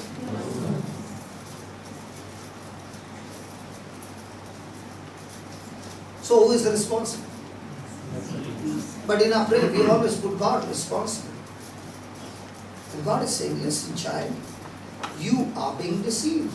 Please understand that you are created in the likeness and image of me. And because you are just like me, you have to operate just like I operated and created the world. So in the same way, has God given us the power to create our world? Yes. But are we creating our world or destroying our lives? So how do I create the world? I create the world of the kingdom of God by using a raw material called faith, which is stored in the word of God. So if I have no word of God, or understanding of the word, or hearing the word, then I have no raw material called faith, and now I can produce nothing from the kingdom, but I do have a material called fear from the devil, and when I open my mouth and I speak those fears, those things will come to pass. So who killed Job's children? God, the devil, or his own fear? So if there is a destruction in your life, what's the reason? So who is supposed to change your life? So to change my life or change the situation of my life, what is the first thing that I need to learn? I need to learn to teach this mind to stop speaking and believing the things which are seen and start teaching this to start speaking the unseen. So when God said, let there be light, did He speak light to that nothingness, to that void? Yes. Did He speak that light to the darkness? Yes. Did the Holy Spirit change it? Yes. So whose job is to bring the manifestation? Holy Spirit. What is my job? Speak my faith. So how do I grow my faith? Faith can be grown by a person who is hearing and hearing by the word of God. So if I am not hearing and hearing, can I grow faith? So if I am going home and watching Ghar Ghar Ki Kahani, Saas Bhi Kabhi Bahu Thi, or what is that horror show? Some horror show, okay? I am watching all that. And after 2 months, Crime Patrol. what is crime petrol? Oh, serious. But there is no horror. That time when Fear fights. Ramdev something, there used to be a horror show. That is a horror. Ahad. You are watching it every day. After 1 month, you are shivering to go to the washroom. How did you get those images in your mind?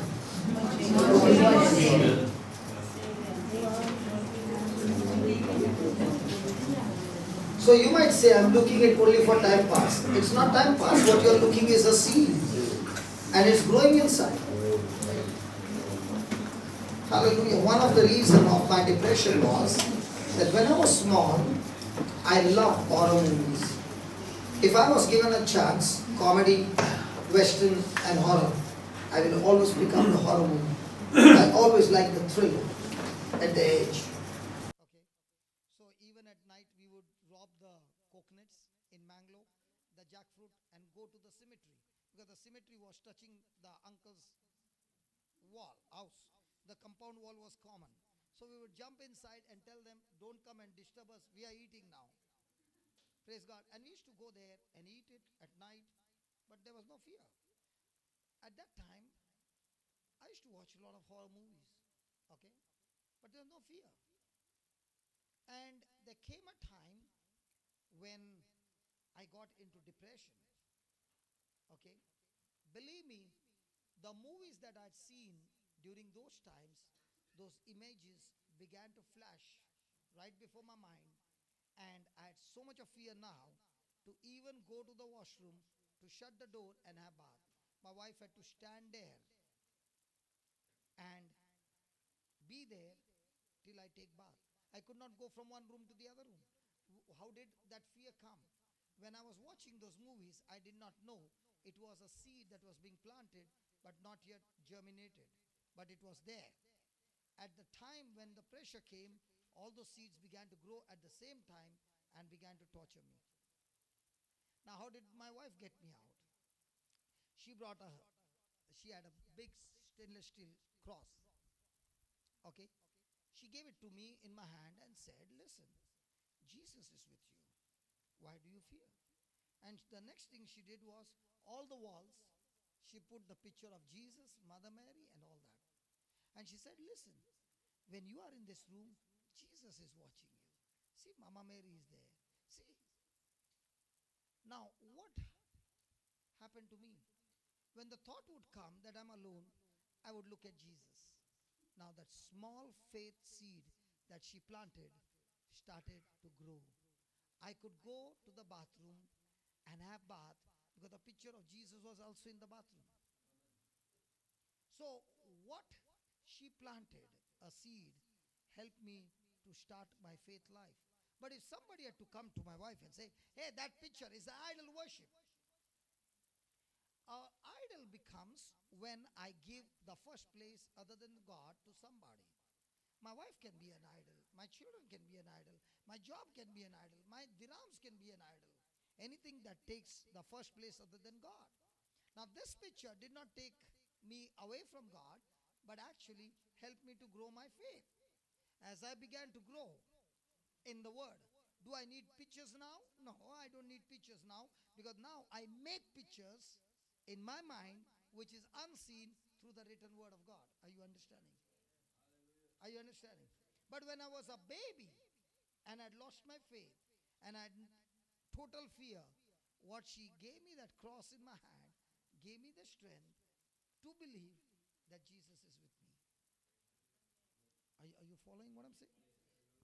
Hallelujah. I remember I used to take the cross in my pocket everywhere I go in my early days. And if I have to lay hands on somebody, the cross has to be here. So one day it so happened, I forgot the cross. After the service was over, it was laying of hands. And I said, God, I forgot the cross. Now what do I do? So he asked me, do you believe the power is in that cross or in the word? I said, God, I believe the power is in your word and you're dwelling in me. So he said, can you lay hands and believe the power is in you? I said, yeah. So I laid my hands, and the moment I laid my hands, that person went flying down. Damn, damn, damn, damn. I got delivered. From then on, I never carried a cross with me, because now the cross got implanted in me.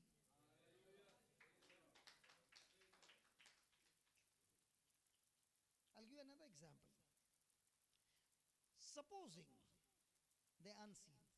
Supposing you were working in the office and somebody gave wrong information and you lost your job.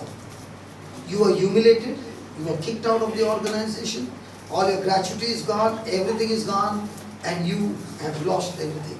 Everybody is looking at you, pointing finger to you, but you were right, you are innocent. Now when a thing like that happens, what happens to you? Are you going to be broken and going into depression? The same thing happened in my life. Okay? And I began to look at Jesus on the cross. And Jesus said to me, hey, tell me one thing. Have you done any mistakes in your life? I said, many, Lord. Have I done any mistake? I said, no, Lord. Then was I crucified unjustly? I said, yes.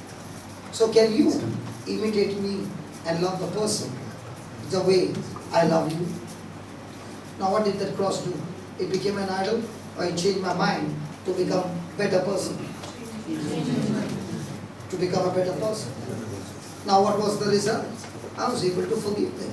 I was able to love them. And when I began to do that, promotion after promotion came into my life. Now how do I know promotion is close at hand? When I've not done something wrong and I'm falsely accused, it's time for my promotion. But the promotion will come only if I'm able to love them and forgive them. So I must pass the test using the unseen when seen is coming against me. Praise God. Hallelujah. Hallelujah. So write down.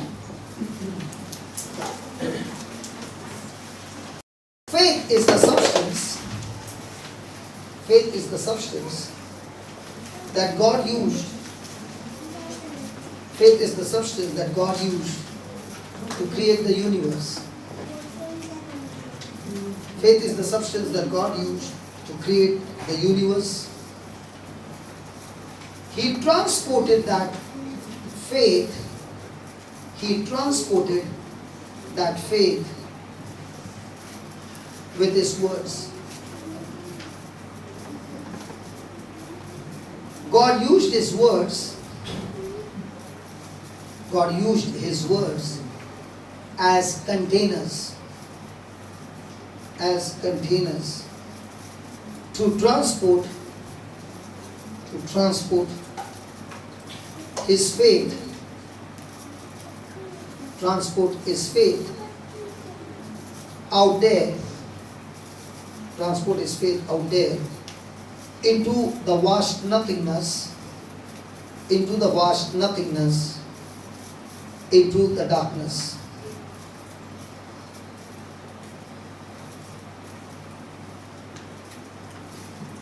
He said, let there be light. And there was light. So when there was nothing but darkness, God took the word light,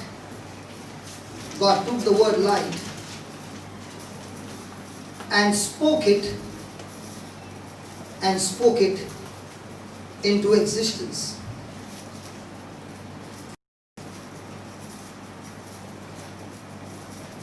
He took what was not,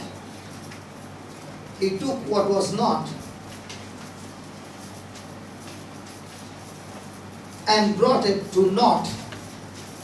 Not is zero, N-A-U-G-H-T, and brought it to naught that which was.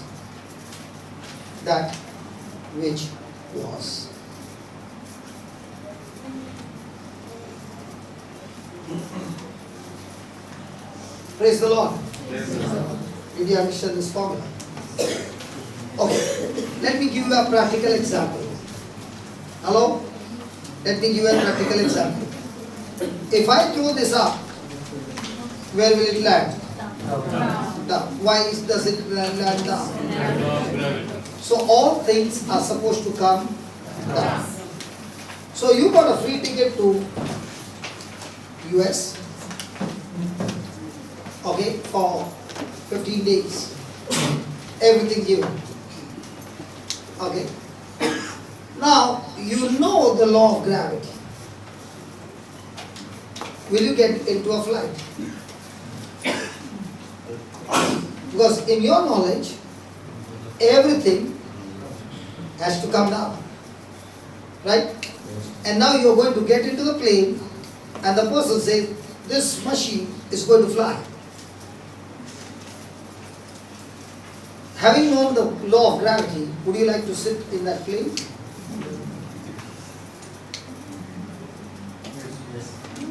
Yeah? Because you don't know the other law. There's another law called thrust and lift. Now, a quick question. What makes the plane fly? What is it that makes the plane fly? Yeah, what principle? Trust and lift. Okay, in that thrust and lift, what is it that lifts the plane up? The air. Okay. Now, the person says, don't worry, the air will lift the plane up. So you get a seat right at the wings and you're looking outside the window. Can you see the air blowing? Can you feel the air? Can you hear the air? Can you taste the air? Now, you are looking out of the window and the plane comes to the runway. Is the pilot believing that the air can carry and lift 1,000 tons heavy plane? Yes. It's not a small machine. It's in hundreds of tons in weight. Right? So he gets onto the runway and he goes at 50 kilometers per hour. Will it lift the plane? 100 kilometers? Now when he's going at 100, can you see any air? So will you start screaming? So now he's going at 400 kilometers per hour. Is that air building up force on the wings? Yes. Now, will that force pick up the plane? Yes. So what picked up the plane? Air. Could you see it? Could you feel it? Could you hear the sound? Woo! No. But do you still believe? The same it is with Allah. When you are speaking the unseen, it is a spiritual force that's working on the wings of your flight. And the problem that is coming against you is saying it's not working. Because all that you see when you are speaking the unseen, there's no change. How does it look? The pilot goes at that speed and he doesn't see any air And when he's at the end of the runway, he's trying to brake. What do you think will happen? So, can you ask your neighbor, how many crashes did you have? Because you did not see any change.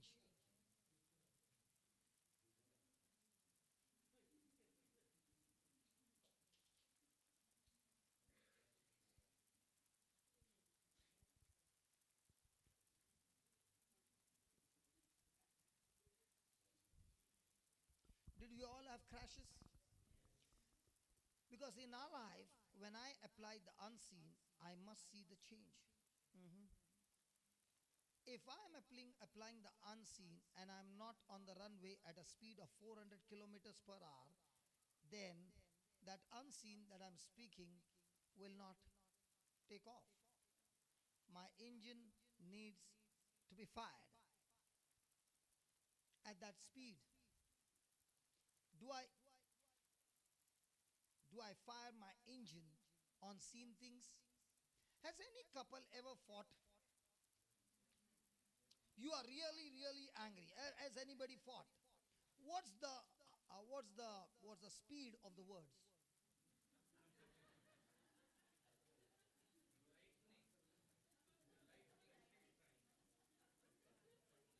You mean to say she can give you?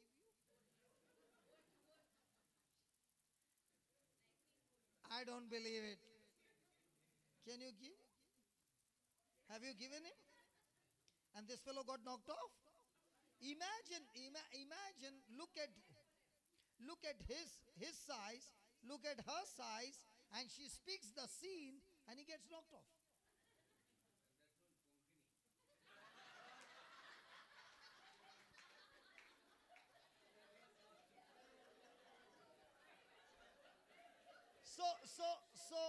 So when she doesn't so when she doesn't want you to understand, she gives the hard punches in Konkani. So conclusion, Konkani is a hard shot. And I think most of us sitting here are speaking Konkani. Hallelujah.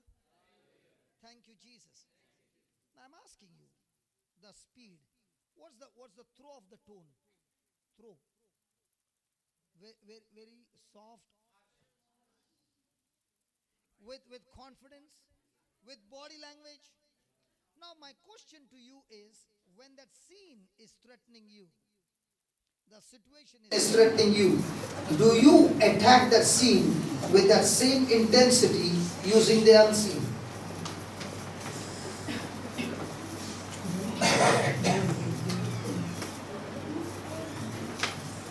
So if you are on a runway with only 50 kilometers per hour speed, will your flight take off? No. See, when you are on the runway, the flight goes, there's a friction. But once it goes into the air, what a slow, no potholes. So before it can lift, do you have to fire the engine at that speed?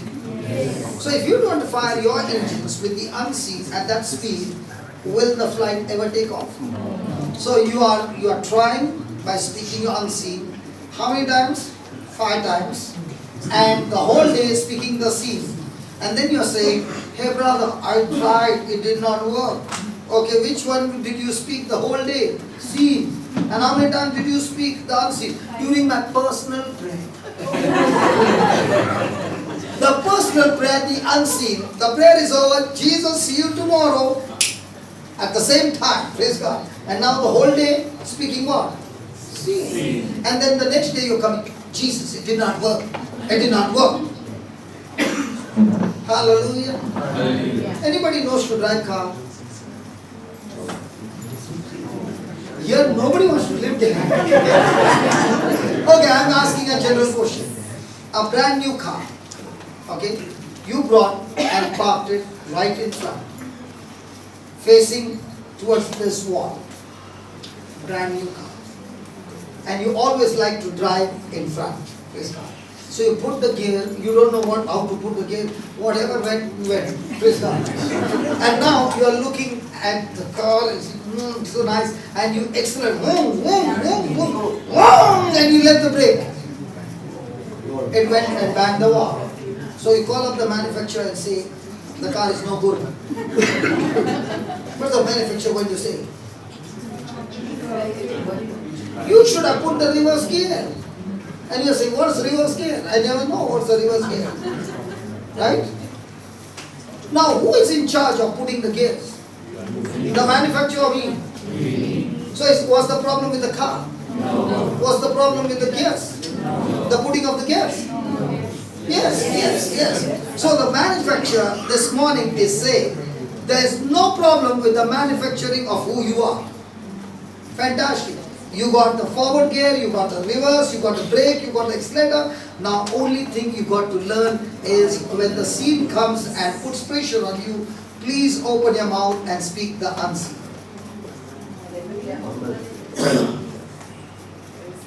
Tell your neighbor, that's why I see so much torture all over you.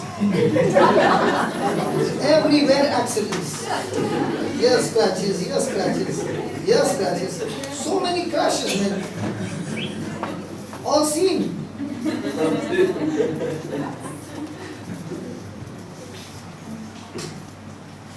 Hallelujah. Thank you, Jesus. So can we ask Jesus?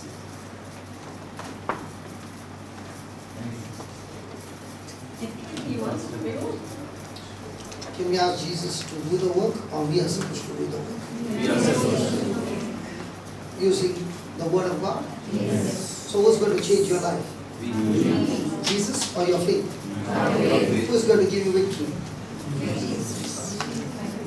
Thank God somebody put on the AC. Praise God. Some people feel cold. You know, that's why you should have thick insulation. When you don't have insulation, you are bound to feel cold. अपने ज़्यादा insulation कुछ नहीं होता. You go and ask Brother Vijay. And you ask Brother William, all the time feeling cold. Brother Vijay, no cold. No Why? insulation. Huh? Who? William or Brother Vijay? Thank God both are not here. Everybody is talking about you. From Tony, it has come on you. Praise God. Write down. So my friend, listen, before you write. Are we supposed to?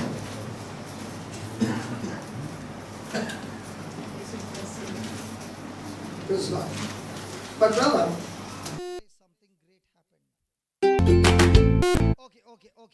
Okay. You said you met with an accident. And because of which you survived, but your shoulder was damaged. And how many years was it?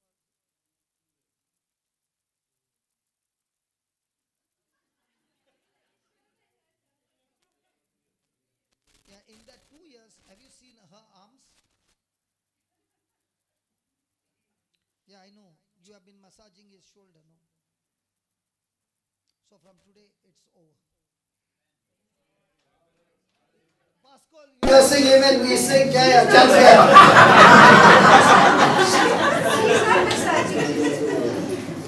Okay, are you ready? The unseen, fixing up your shoulder. I want you not to pray, but just agree with me. I'm going to speak unseen to that scene. Okay? That unseen will go and destroy and make it zero. God chose, what's that? 1 Corinthians 1:28. And base things of the world and things which are despised have God chosen me, and things which are not, To bring to naught things that are. So he's going to use things which are not. Things which are not is the promise of God. Things which is that pain in your shoulder for the last 2 years. Okay? So I want you to close your eyes. Lord, we thank you and praise you for teaching us an example of an aircraft that flies. The pilot cannot see the air, but still accelerates the plane to 400 kilometers per hour, and that's force of air that he cannot see that comes on the wings is what carries the plane. Even though he cannot see, he keeps accelerating, and that is what lifts the heavy plane up in the air. In the same way, Lord, today you have taught us the things which are not seen has the power to bring to zero things which are. So Father, in the name of Jesus, I speak your word. And your word is alive, your word is active, your word is full of power, your word is effective, energetic, and operative. And as my brother is listening to the word is a container mixed with faith entering inside him, going and searching for that problem in his shoulder. Lord, we do not know what the problem is, but you know it all. And in the name of Jesus, we ask you, Father, that you have given us the authority to speak to the muscles, the bones. So, my friend, I'm talking to your bones right now in the name of Jesus. Bones, be recreated now. Be aligned now. Go back to the right position. The impact of that accident that has caused that damage in the bone, I'm talking to that bone. In the name of Jesus, receive life. In the name of Jesus, receive the healing power flowing into that bone, into the marrow, into that joint, the muscles, the nerves being loosed and relaxed, and a complete restoration and a complete healing in that shoulder. In the name of Jesus, shoulder, you are loosed now, you are recreated now, and you are completely healed now. In the name of Jesus, my friend, lift your hand. In the name of Jesus, lift your hand and do what you could not do. Thank you, Jesus. Begin to do what you could not do. Thank you, Jesus. As he's moving his shoulder, Lord, the alignment has taken place, Spirit of God, not by power, not by might, but by your Spirit, Lord. And everything is loosed and the pain has left him and the operation is completed. Thank you for this quick operation, Lord. You have brought to naught the things that were troubling him by the things that were not. I thank you, Lord, the things that are unseen, your promise, your word has brought complete recovery and restoration in his shoulder. In Jesus' name. Amen. You are set free, my brother. You are set free.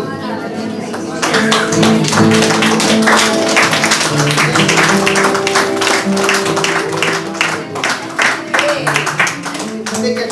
There's a lady here. Now that your shoulder is free, you might knock her off. Praise God. Now, how's it? Beautiful? Praise God. Why are all of you bouncing on his wife? Is it free, brother? Totally free. Praise God. Now, what was used to fix his shoulder? Things which are not unseen, to make it powerless, the problem in his shoulder. Praise God. Hallelujah. So can we also do the same in our lives? Yes. Hallelujah. Now, I'm not preaching anymore, but the Lord wants everybody healed over here. Hallelujah. He just put a stop to the preaching. It's now the demonstration of the Spirit of God, the anointing of the Holy Ghost. Hallelujah. Hallelujah. Hallelujah. Hallelujah. So my brother is going to take us into worship and listen. I want you to understand every word that is put on the screen. Here I am. I surrender. And the next song will be You Raise Me Up. It's not there? I surrender. It's song. Okay, go to the on the website. Go to the Google and type I surrender lyrics. Hillsong. Is that good? Thank you, Jesus.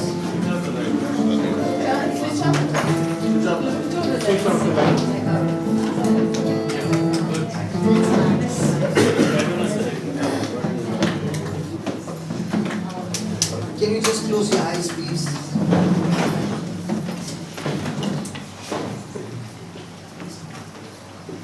My friend, I've preached with the help of the Holy Spirit, and the Holy Spirit has taught us beautiful things today.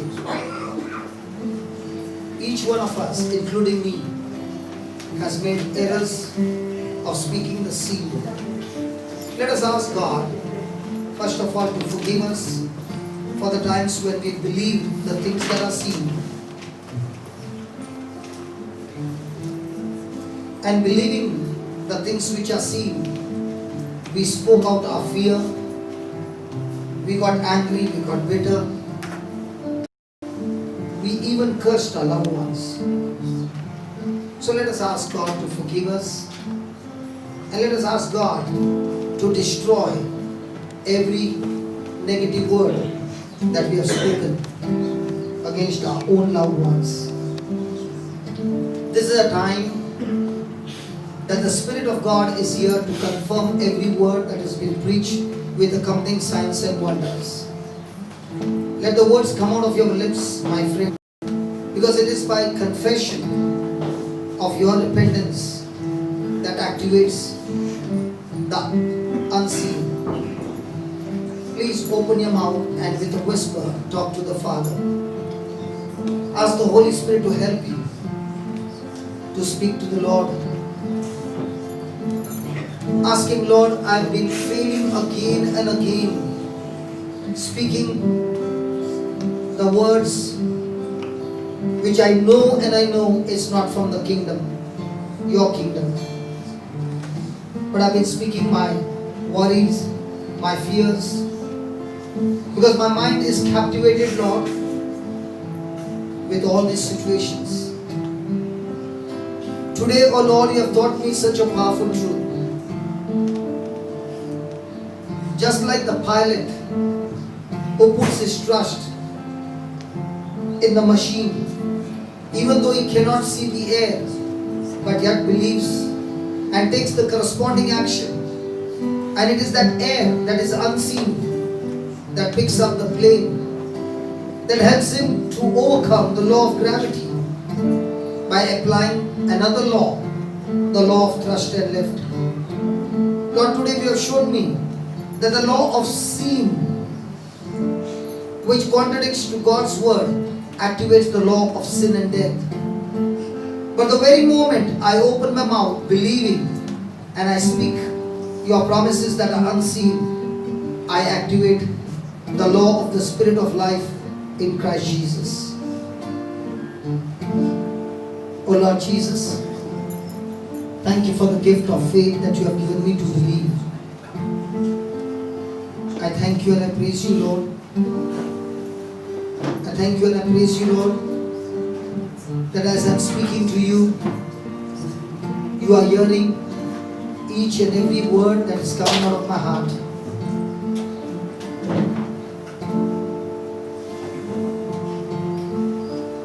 Speak to the Lord. Tell the Lord, here I am, down on my knees again, surrendering all to you, Lord.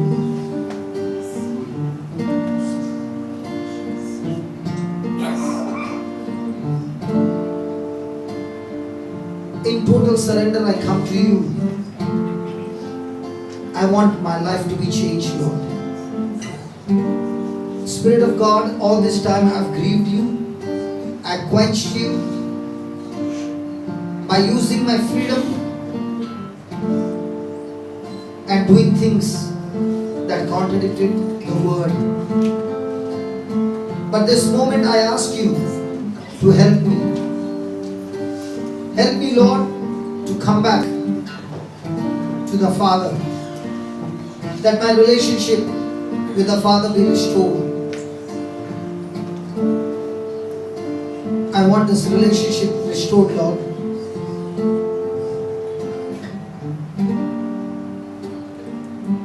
With arms stretched wide, Lord, I am calling out to you in total surrender. I'm desperate for you. All this time my focus was, I am desperate for your blessings. I'm desperate to come out of my situation. But today, I proclaim and I make my commitment to you, Lord, that I'm desperate for you. I want you, Lord, and you alone, the center of my life.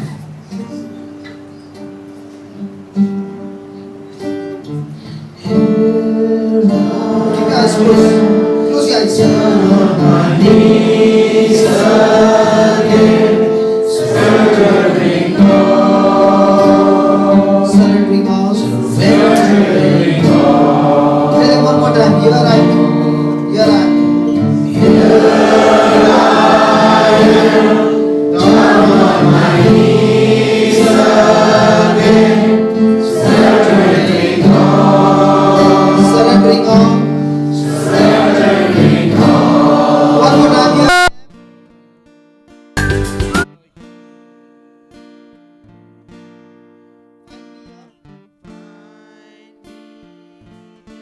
Lord, as you brought me here,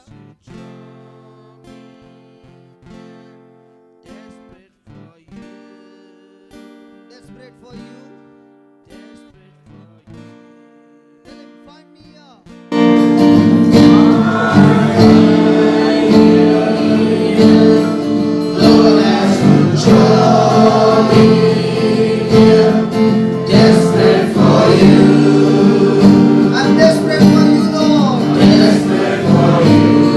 Tell him one more time. Here I am. Come on, everybody. Down on my knees.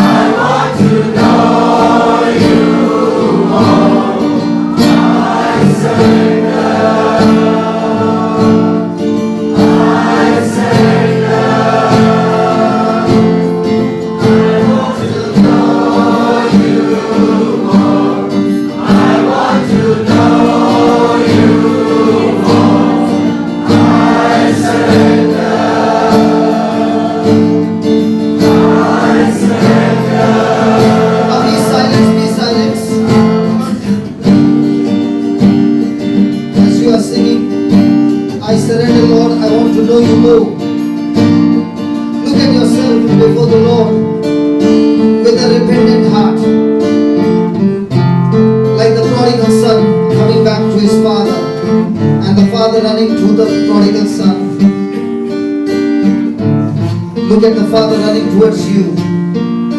Even before you can get on your knees, He's lifting you up in His arms. The Lord says, when you draw closer to me, I will draw closer to you. You make that decision to come this morning to have fellowship with the Lord. Look at God promising you, because you have drawn closer to me, I will draw closer to you. Tell the Lord how desperate I am, Lord, to seek you not with my emotions anymore, Lord, to seek you with your word. And thank you, Lord, that you have given me your word, that you will never, never leave me. You will never, never, ever forsake me. Yes, Lord, you can see me, that I'm going through the rivers, I'm going through deep waters, but I have a word from you, that I shall not be drowned. Lord, I'm going through the fire, and that fire will not be able to consume me, because you, my Lord, my God, my Savior, are with me. Every situation that I'm going through, Lord, has no power over me, because you are with me. Lord, it is you who is saying to me that it is you who has created me. It is you who has formed me. It is you who has redeemed me. It is you who has given me my name. And it is you who is saying that I am yours. Let my soul prosper, for your mercy and grace is in abundance right now. Your mercy forgives me of all my past. Your grace anoints me for a great future. Lord, help me to understand that you are the God who is willing, more than willing, to use your power, your ability, your resources in my life, even though I don't deserve it. And this is your grace, Lord.